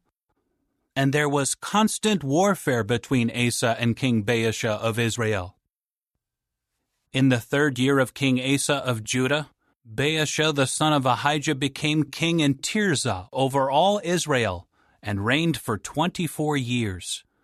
But he kept doing what was bad in the eyes of Jehovah, and he walked in the way of Jeroboam and in his sin that he caused Israel to commit. Chapter 16. The word of Jehovah against Baasha then came to Jehu the son of Hanani, saying, I raised you up out of the dust, and made you leader over my people Israel. But you kept walking in the way of Jeroboam, and caused my people Israel to sin, so that they offended me with their sins. So I am making a clean sweep of Baasha and his house, and I will make his house like the house of Jeroboam the son of Nebat. Anyone belonging to Baasha who dies in the city, the dogs will eat. And anyone belonging to him who dies in the field, the birds of the heavens will eat. As for the rest of the history of Baasha, what he did, and his mightiness, is it not written in the book of the history of the times of the kings of Israel? Then Baasha was laid to rest with his forefathers, and was buried in Tirzah, and Elah his son became king in his place. Also through the prophet Jehu the son of Hanani, Jehovah's word came against Baasha and his house, both because of all the badness that he committed in the eyes of Jehovah, by offending him with the work of his hands, becoming like the house of Jeroboam, and also because of his striking him down. In the 26th year of King Asa of Judah, Elah the son of Baasha became king over Israel in Tirzah, and he reigned for 2 years. His servant Zimri, the chief of half of his chariot forces, conspired against him while he was in Tirzah, drinking himself drunk at the house of Arza, who was over the household in Tirzah. Zimri came in and struck him down and put him to death in the 27th year of King Asa of Judah, and he became king in his place. When he became king, as soon as he sat down on his throne, he struck down all the house of Baasha. He did not spare a single male, whether of his relatives or of his friends. Thus Zimri annihilated the whole house of Baasha, according to the word that Jehovah had spoken against Baasha through Jehu the prophet.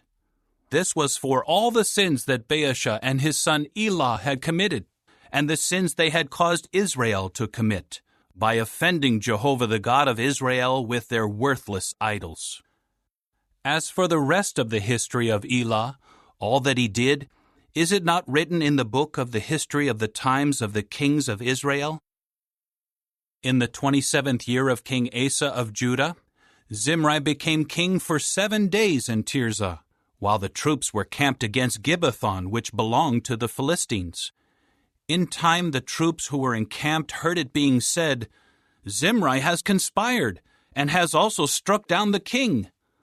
So all Israel made Omri, the chief of the army, king over Israel on that day in the camp. Omri and all Israel with him went up from Gibbethon and laid siege to Tirzah.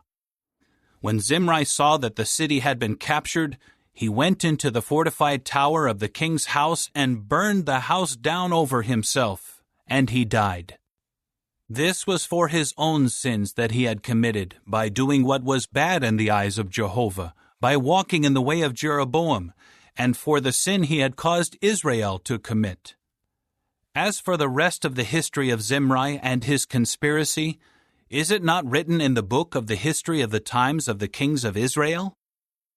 It was then that the people of Israel were divided into 2 factions. One part of the people became followers of Tibni, the son of Ginath, wanting to make him king, and the other part followed Omri. But the people who were following Omri prevailed over the people following Tibni, the son of Ginath. So Tibni died, and Omri became king.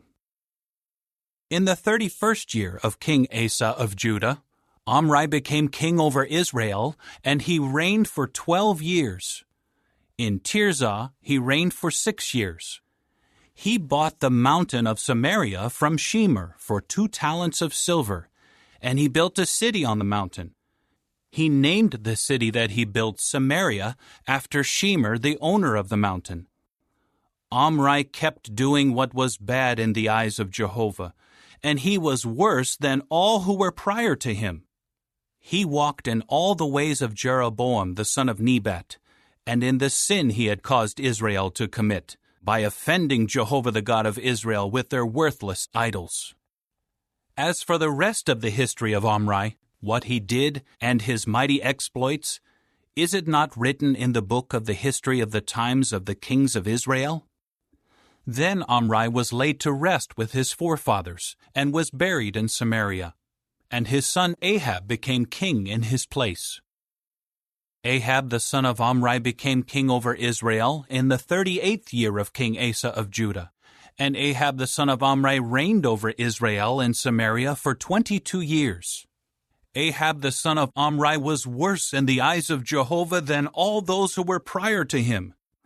As if it were a trivial thing for him to walk in the sins of Jeroboam the son of Nebat, he also took as wife Jezebel, the daughter of Ethbaal, the king of the Sidonians, and began to serve Baal and to bow down to him. Further, he set up an altar to Baal at the house of Baal that he built in Samaria. Ahab also made the sacred pole.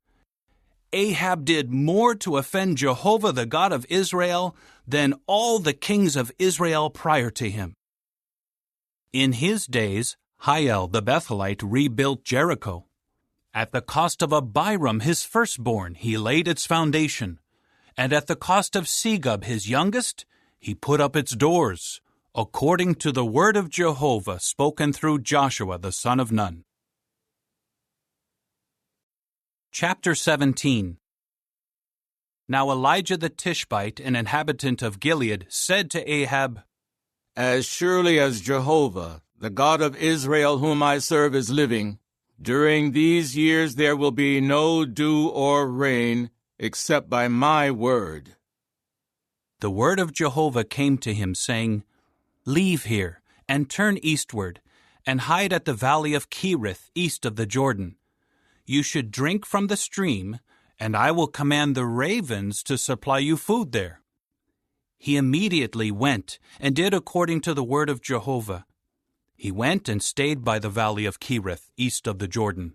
And the ravens were bringing him bread and meat in the morning, and bread and meat in the evening, and he drank from the stream. But after some days, the stream ran dry, because there was no rain in the land. The word of Jehovah then came to him, Rise up, go to Zarephath, which belongs to Sidon, and stay there. Look, I will command a widow there to supply you with food. So he rose up and went to Zarephath. When he came to the entrance of the city, there was a widow gathering pieces of wood. So he called to her and said, Please, bring me a little water in a cup, so that I may drink. As she went to get it, he called to her, Please, bring me a piece of bread in your hand. At this she said, As surely as Jehovah your God is living, I have no bread, only a handful of flour in the large jar, and a little oil in the small jar. Now I am gathering a few pieces of wood, and I will go in and make something for me and my son. After we have eaten, we will die. Then Elijah said to her, Do not be afraid. Go in and do as you said. But first, make me a small round loaf of bread with what is there, and bring it out to me. Then you can make something afterward for you and your son. For this is what Jehovah, the God of Israel, says. The large jar of flour will not run out, and the small jar of oil will not run dry, until the day Jehovah makes it rain on the surface of the ground. So she went and did as Elijah said, and she, together with him and her household, ate for many days. The large jar of flour did not run out, and the small jar of oil did not run dry, according to Jehovah's word that he had spoken through Elijah. After these things, the son of the woman who owned the house fell sick, and his sickness became so severe that he stopped breathing. At this she said to Elijah, "What do you have against me, O man of the true God? Have you come to remind me of my guilt and to put my son to death?" But he said to her, "Give me your son." Then he took him from her arms and carried him up to the roof chamber where he was staying, and he laid him on his own bed. He called out to Jehovah, "O Jehovah my God, are you also bringing harm to the widow with whom I am staying by putting her son to death?" Then he stretched himself out over the child 3 times and called out to Jehovah, "O Jehovah my God, please, let this child's life come back into him." Jehovah listened to Elijah's request, and the life of the child came back into him, and he revived. Elijah took the child and brought him down from the roof chamber into the house and gave him to his mother. And Elijah said, "See, your son is alive." At that the woman said to Elijah, "Now I know that you truly are a man of God, and that Jehovah's word in your mouth is truth." Chapter 18. After some time, in the 3rd year, Jehovah's word came to Elijah, saying, "Go, present yourself to Ahab, and I will send rain on the surface of the ground." So Elijah went to present himself to Ahab while the famine was severe in Samaria. Meanwhile, Ahab called Obadiah, who was over the household. Now Obadiah greatly feared Jehovah, and when Jezebel was doing away with Jehovah's prophets, Obadiah took 100 prophets and hid them 50 to a cave, and he supplied them with bread and water. Ahab then said to Obadiah, "Go through the land to all the springs of water and to all the valleys. Perhaps we can find enough grass to keep the horses and mules alive, and not have all our animals die." So they divided between themselves the land they were going to pass through. Ahab went alone by one way, and Obadiah went alone by another way. As Obadiah was on his way, Elijah was there to meet him. At once he recognized him and fell face down and said, "Is this you, my lord Elijah?" He replied to him, "It is I. Go and tell your lord, Elijah is here." But he said, "What sin have I committed that you should hand your servant over to Ahab to put me to death? As surely as Jehovah your God is living, there is not a nation or a kingdom where my Lord has not sent to look for you." After they said, "He is not here," he made the kingdom and the nations swear that they could not find you. Now you are saying, "Go and tell your Lord, Elijah is here." When I depart from you, the Spirit of Jehovah will carry you away to a place I will not know. And when I tell Ahab, and he does not find you, he will surely kill me. Yet your servant has feared Jehovah from his youth. Has my Lord not been told what I did when Jezebel was killing the prophets of Jehovah? How I hid 100 of the prophets of Jehovah by groups of 50 in a cave, and kept supplying them bread and water? But now you are saying, "Go and tell your Lord, Elijah is here." He will certainly kill me. However, Elijah said, "As surely as Jehovah of armies whom I serve is living, today I will present myself to him." So Obadiah went off to meet Ahab and told him, and Ahab went to meet Elijah. As soon as Ahab saw Elijah, he said to him, "Is this you, the one bringing great trouble on Israel?" To this he said, I have not brought trouble on Israel, but you and the house of your father have, by abandoning the commandments of Jehovah and by following the Baals. And now, summon all Israel to me at Mount Carmel, as well as the 450 prophets of Baal and the 400 prophets of the sacred pole, who are eating at the table of Jezebel. So Ahab sent word among all the people of Israel and collected the prophets together at Mount Carmel. Then Elijah approached all the people and said, How long will you be limping between two different opinions? If Jehovah is the true God, follow him. But if Baal is, follow him. But the people did not say a word in answer to him. Elijah then said to the people, I am the only prophet of Jehovah left, while the prophets of Baal are 450 men. Let them give us 2 young bulls, and let them choose 1 young bull and cut it into pieces and put it on the wood, but they should not put fire to it. I will prepare the other young bull, and I will place it on the wood, but I will not put fire to it. Then you must call on the name of your God, and I will call on the name of Jehovah. The God who answers by fire will show that he is the true God. To this all the people answered, What you say is good. Elijah now said to the prophets of Baal, Choose 1 young bull and prepare it first, because you are the majority. Then call on the name of your God, but you must not put fire to it.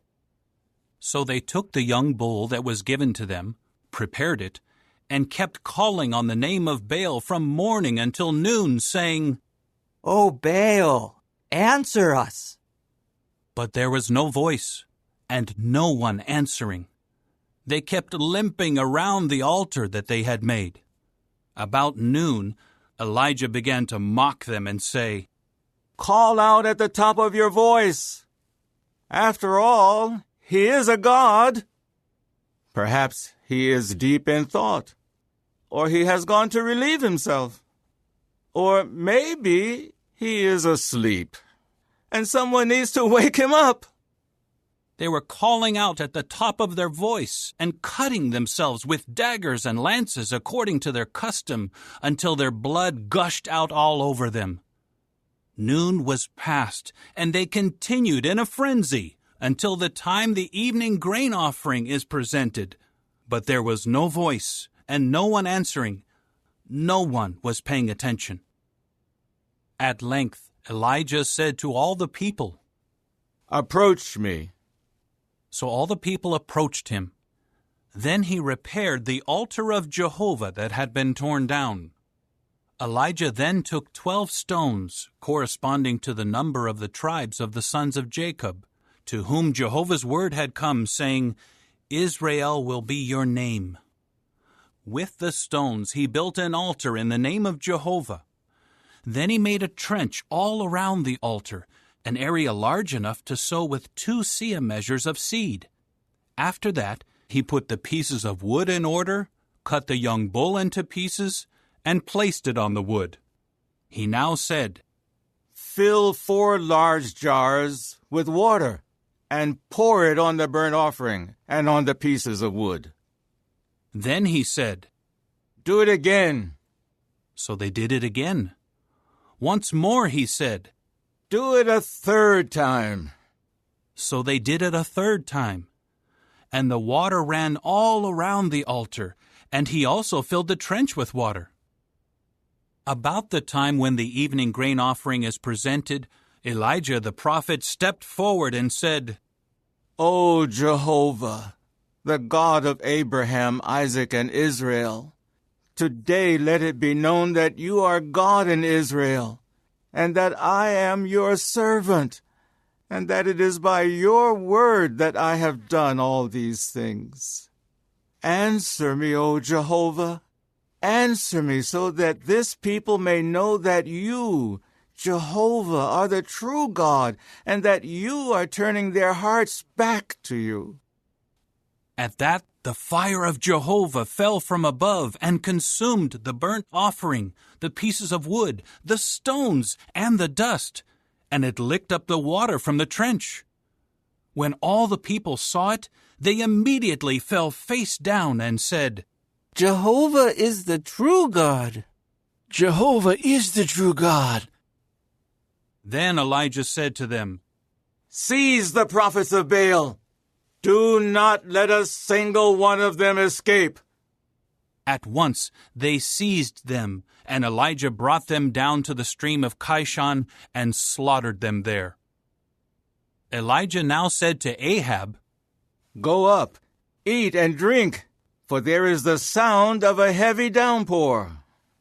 So Ahab went up to eat and drink, while Elijah went up to the top of Carmel and crouched on the ground, keeping his face between his knees. Then he said to his attendant, Go up, please, and look toward the sea.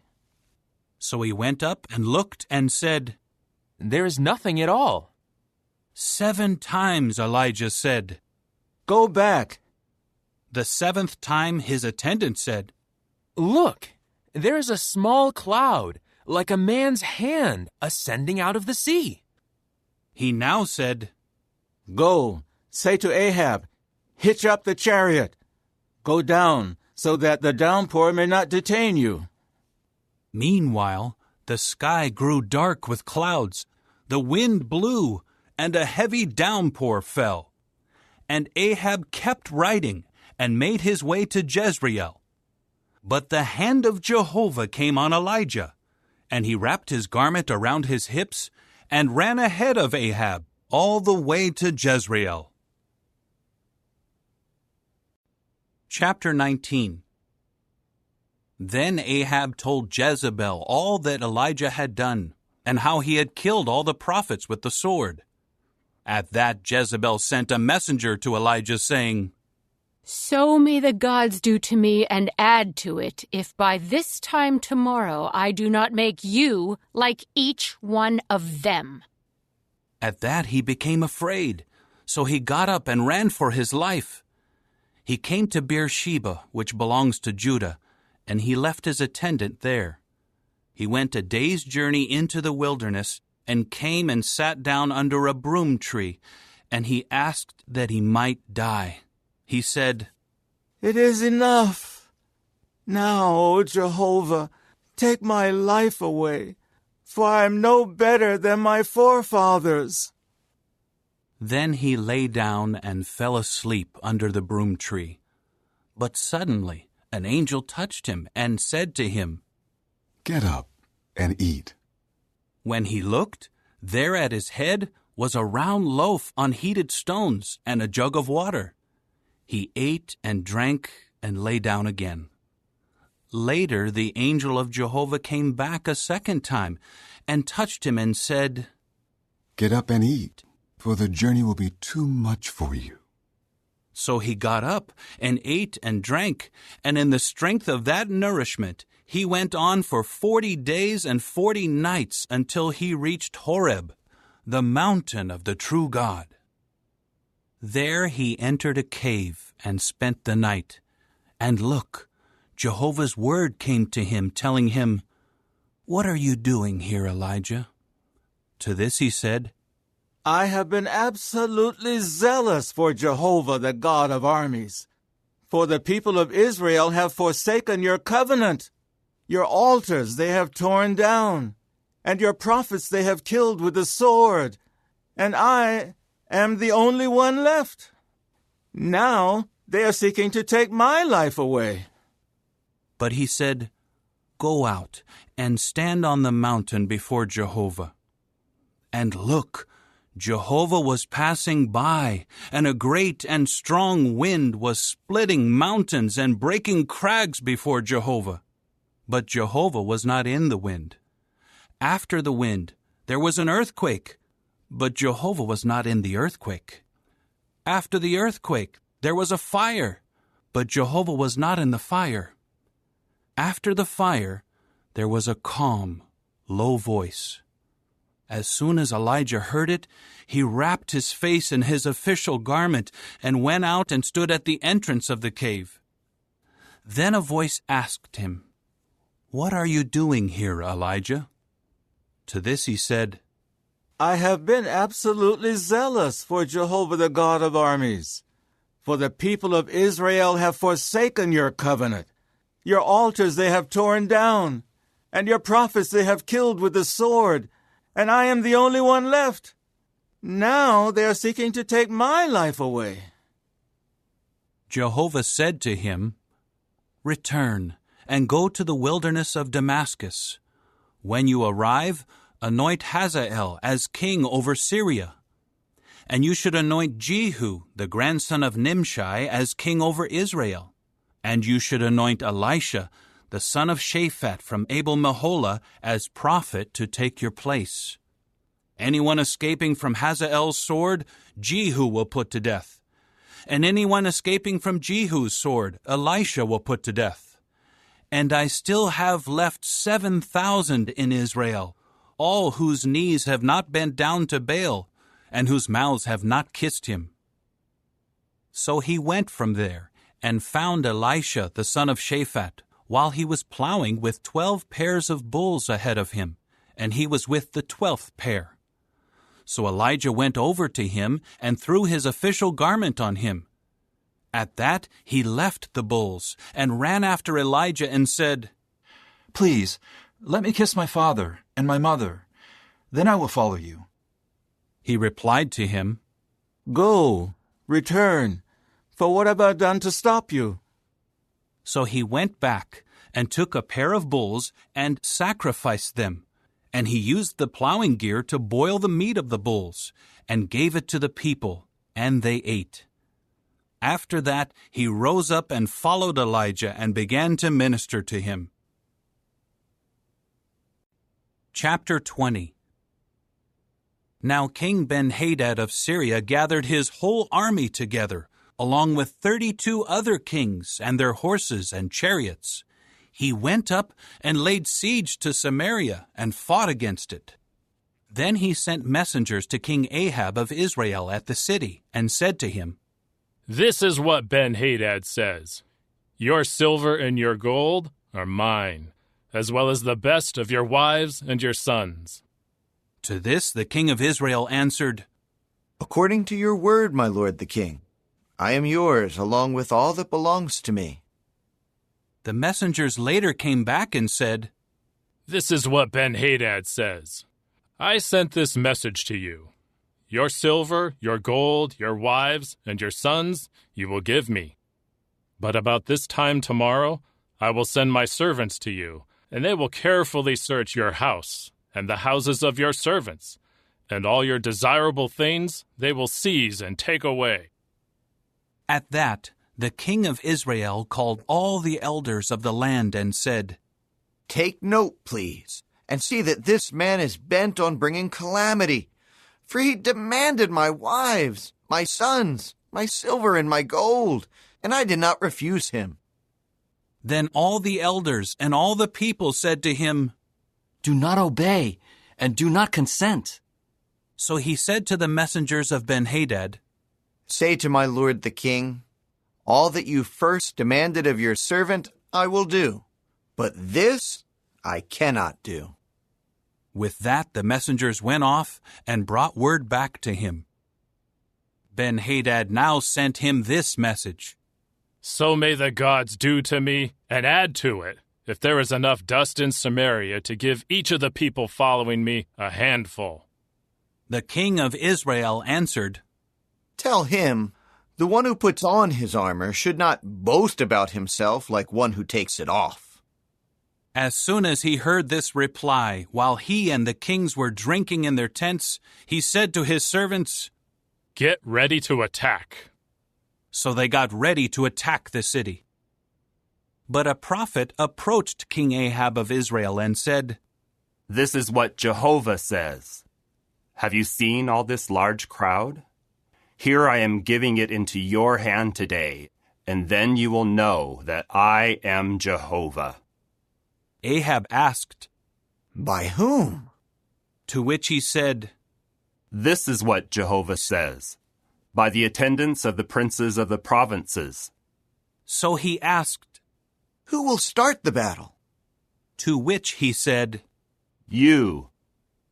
Ahab then counted the attendants of the princes of the provinces, and they were 232. After that, he counted all the Israelite men, 7,000.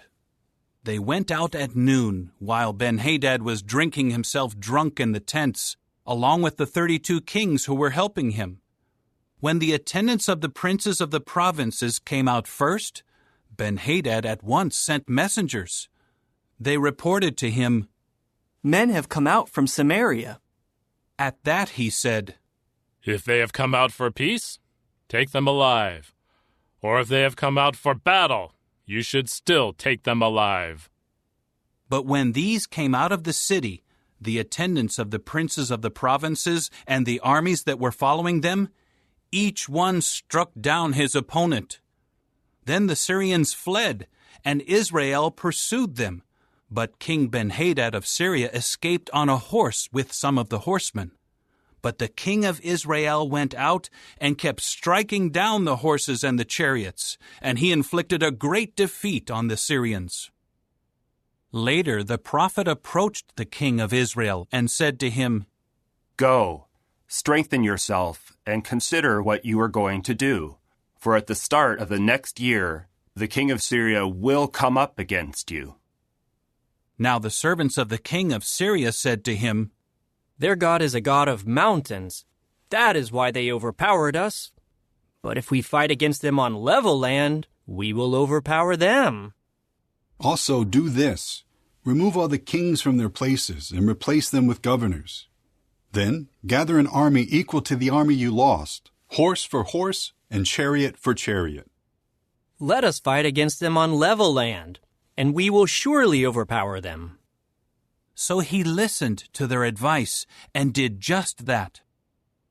At the start of the year, Ben-Hadad mustered the Syrians and went up to Aphek for battle against Israel. The people of Israel were also mustered and supplied, and they went out to meet them. When the people of Israel camped in front of them, they were like 2 tiny flocks of goats, while the Syrians filled the whole land. Then the man of the true God approached the king of Israel and said, This is what Jehovah says. Because the Syrians have said, Jehovah is a God of mountains, and he is not a God of plains, I will give all this large crowd into your hand, and you will certainly know that I am Jehovah. They remained encamped opposite each other for 7 days, and on the 7th day the battle began. The people of Israel struck down 100,000 Syrian foot soldiers in 1 day, and the rest fled to Aphek into the city. But the wall fell down on 27,000 of the men who were left. Ben-Hadad also fled and came into the city, and he hid in an inner room. So his servants said to him, Look, we have heard that the kings of the house of Israel are merciful kings. Please, let us wear sackcloth on our hips and put ropes on our heads and go out to the king of Israel. Perhaps he will spare your life. So they wore sackcloth around their hips and ropes on their heads and came in to the king of Israel and said, Your servant Ben-Hadad says, Please, let me live. He replied, Is he still alive? He is my brother. The men took it as an omen and quickly took him at his word. So they said, Ben-Hadad is your brother. At that he said, Go and get him. Then Ben-Hadad went out to him, and he had him get up into the chariot. Ben-Hadad now said to him, The cities that my father took from your father, I will return, and you may establish markets for yourself in Damascus, just as my father did in Samaria. Ahab replied, On the basis of this agreement, I will let you go. With that he made an agreement with him and let him go. By the word of Jehovah, one of the sons of the prophet said to his companion, "Strike me, please." But the man refused to strike him. So he said to him, "Because you did not listen to the voice of Jehovah, as soon as you leave me, a lion will kill you." After he left him, a lion came upon him and killed him. He found another man and said, "Strike me, please." So the man struck him and wounded him. Then the prophet went and waited for the king by the road, disguising himself with a bandage over his eyes. As the king was passing by, he cried out to the king, "Your servant went into the thick of the battle, and there was a man coming out who brought a man to me and said, 'Guard this man. If he is found missing, your life will have to take the place of his life, or else you will pay a talent of silver.' And while your servant was busy here and there, suddenly the man was gone." The king of Israel said to him, "So your own judgment will be. You have decided it yourself." Then he quickly removed the bandage from his eyes, and the king of Israel recognized that he was one of the prophets. He said to him, "This is what Jehovah says. Because you have let the man who I said should be destroyed escape from your hand, your life must take the place of his life, and your people the place of his people." At that the king of Israel went home to Samaria, sullen and dejected. Chapter 21. After these things, an incident took place concerning a vineyard that belonged to Naboth the Jezreelite. It was in Jezreel, next to the palace of Ahab, the king of Samaria. Ahab said to Naboth, "Give me your vineyard for me to use as a vegetable garden, for it is near my house. Then I will give you a better vineyard to replace it. Or if you prefer, I will give you its value in money." But Naboth said to Ahab, "It is unthinkable from Jehovah's standpoint for me to give you the inheritance of my forefathers." So Ahab came into his house sullen and dejected over the answer that Naboth the Jezreelite had given him when he said, "I will not give you the inheritance of my forefathers." Then he lay down on his bed, kept his face turned away, and refused to eat. His wife Jezebel came in to him and asked him, "Why are you so sad that you refuse to eat?" He replied to her, "Because I said to Naboth the Jezreelite, 'Give me your vineyard for money, or if you prefer, let me give you another vineyard to replace it.' But he said, 'I will not give you my vineyard.'" His wife Jezebel said to him, "Are you not the one ruling as king over Israel? Get up, eat something, and let your heart be cheerful. I will give you the vineyard of Naboth the Jezreelite." So she wrote letters in Ahab's name and sealed them with his seal, and sent the letters to the elders and the nobles who lived in Naboth's city.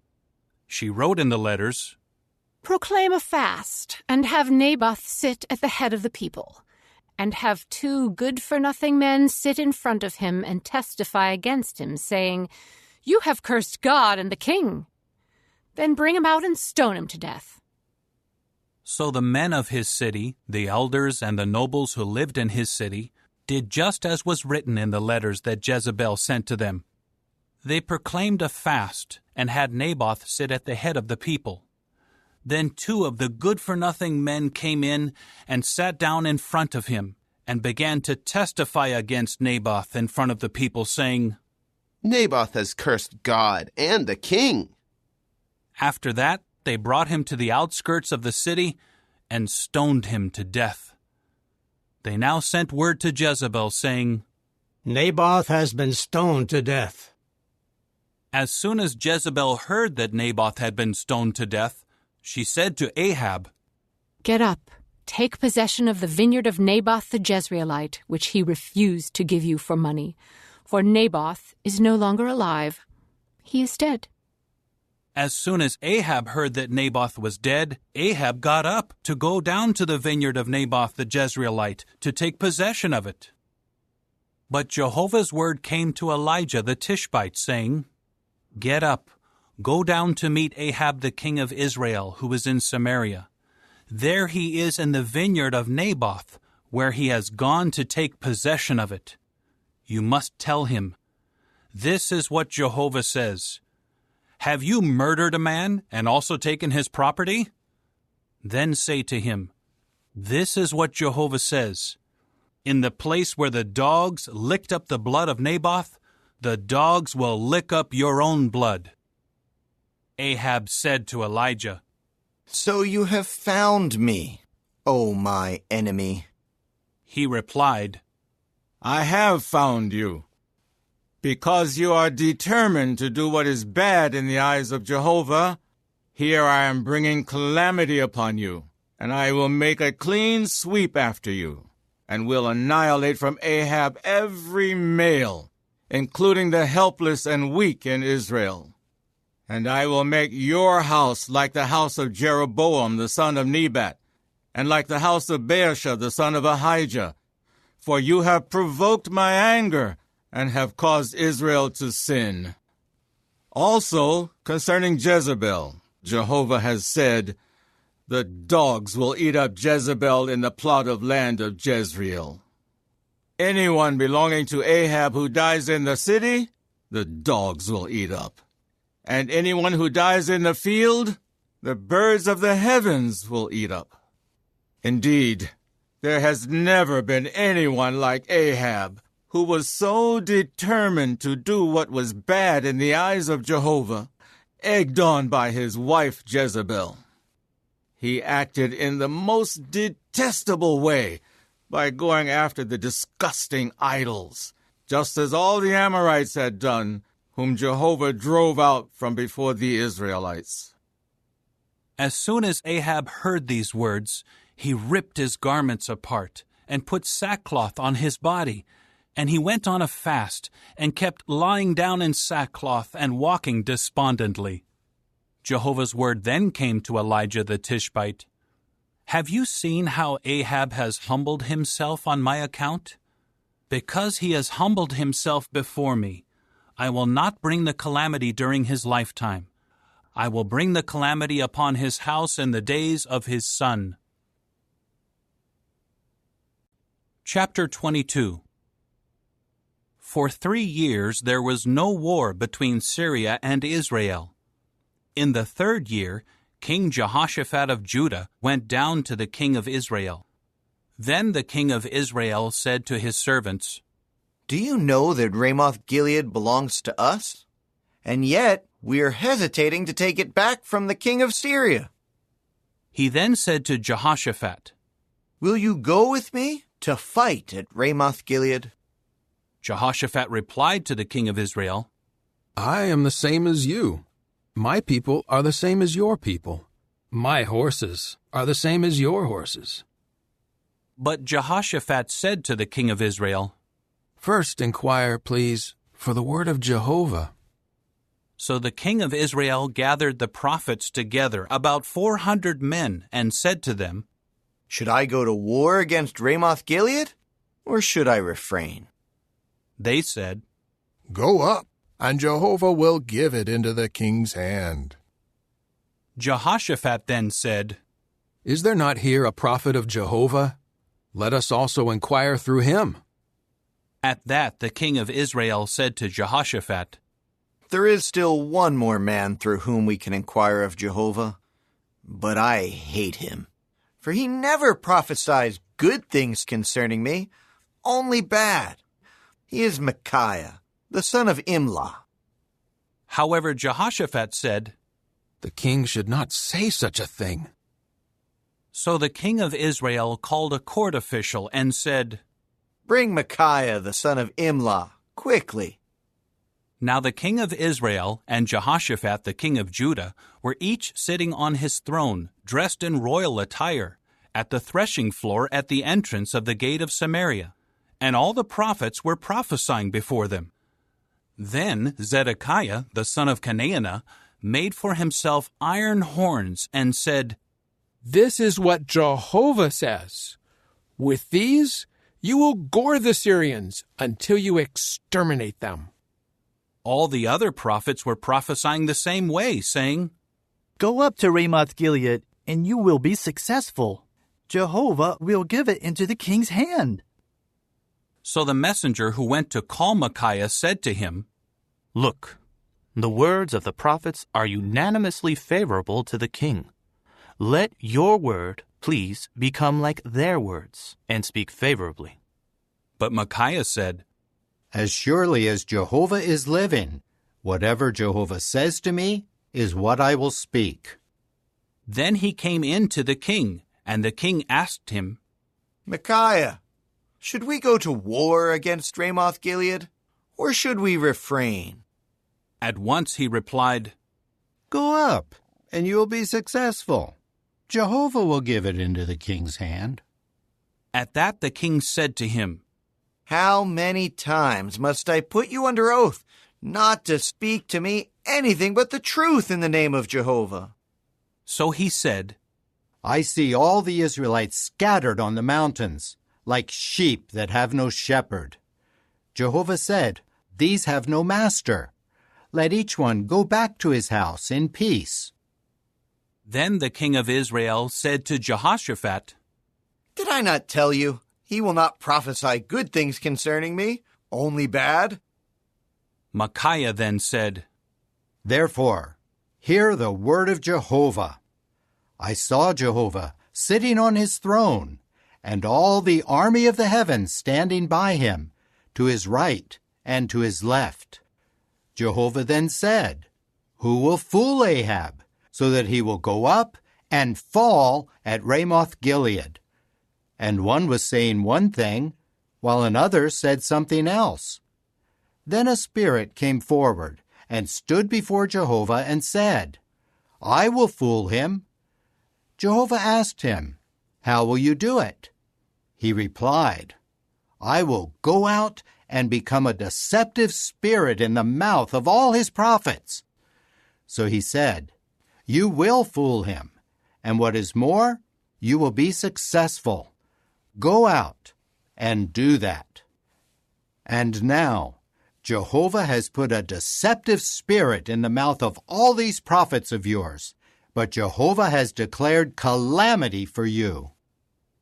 Zedekiah the son of Chenaanah now approached and struck Micaiah on the cheek and said, "Which way did the Spirit of Jehovah pass for me to speak with you?" Micaiah replied, "Look, you will see which way on the day when you will enter the innermost room to hide."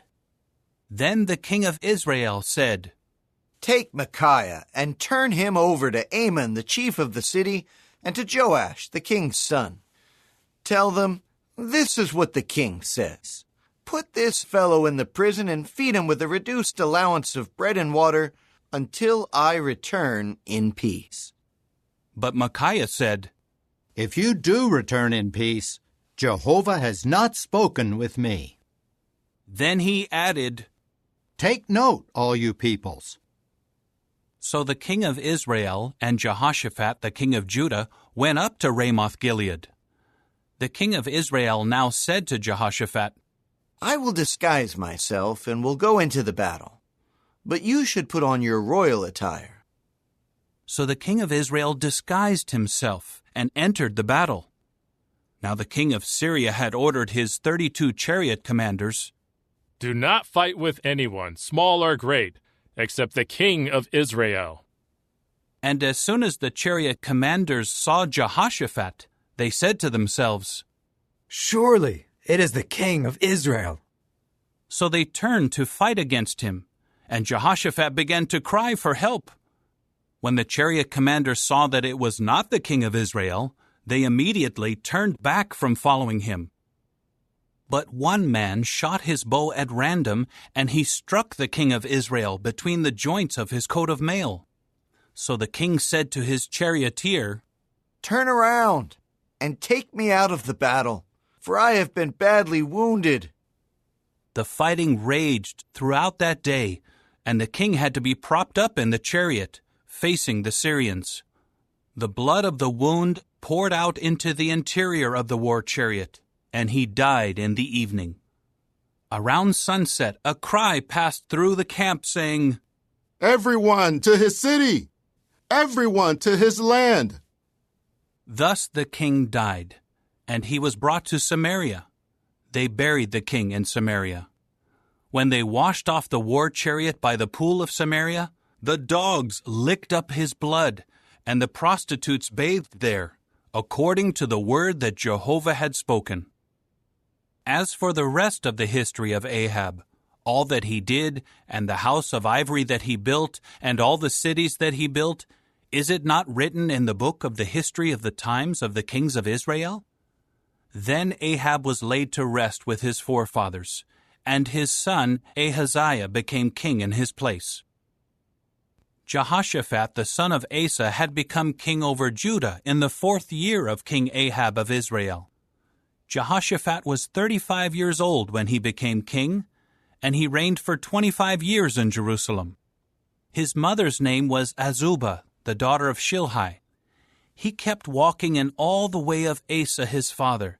He did not deviate from it, and he did what was right in Jehovah's eyes. However, the high places were not removed, and the people were still sacrificing and making sacrificial smoke on the high places. Jehoshaphat kept peaceful relations with the king of Israel.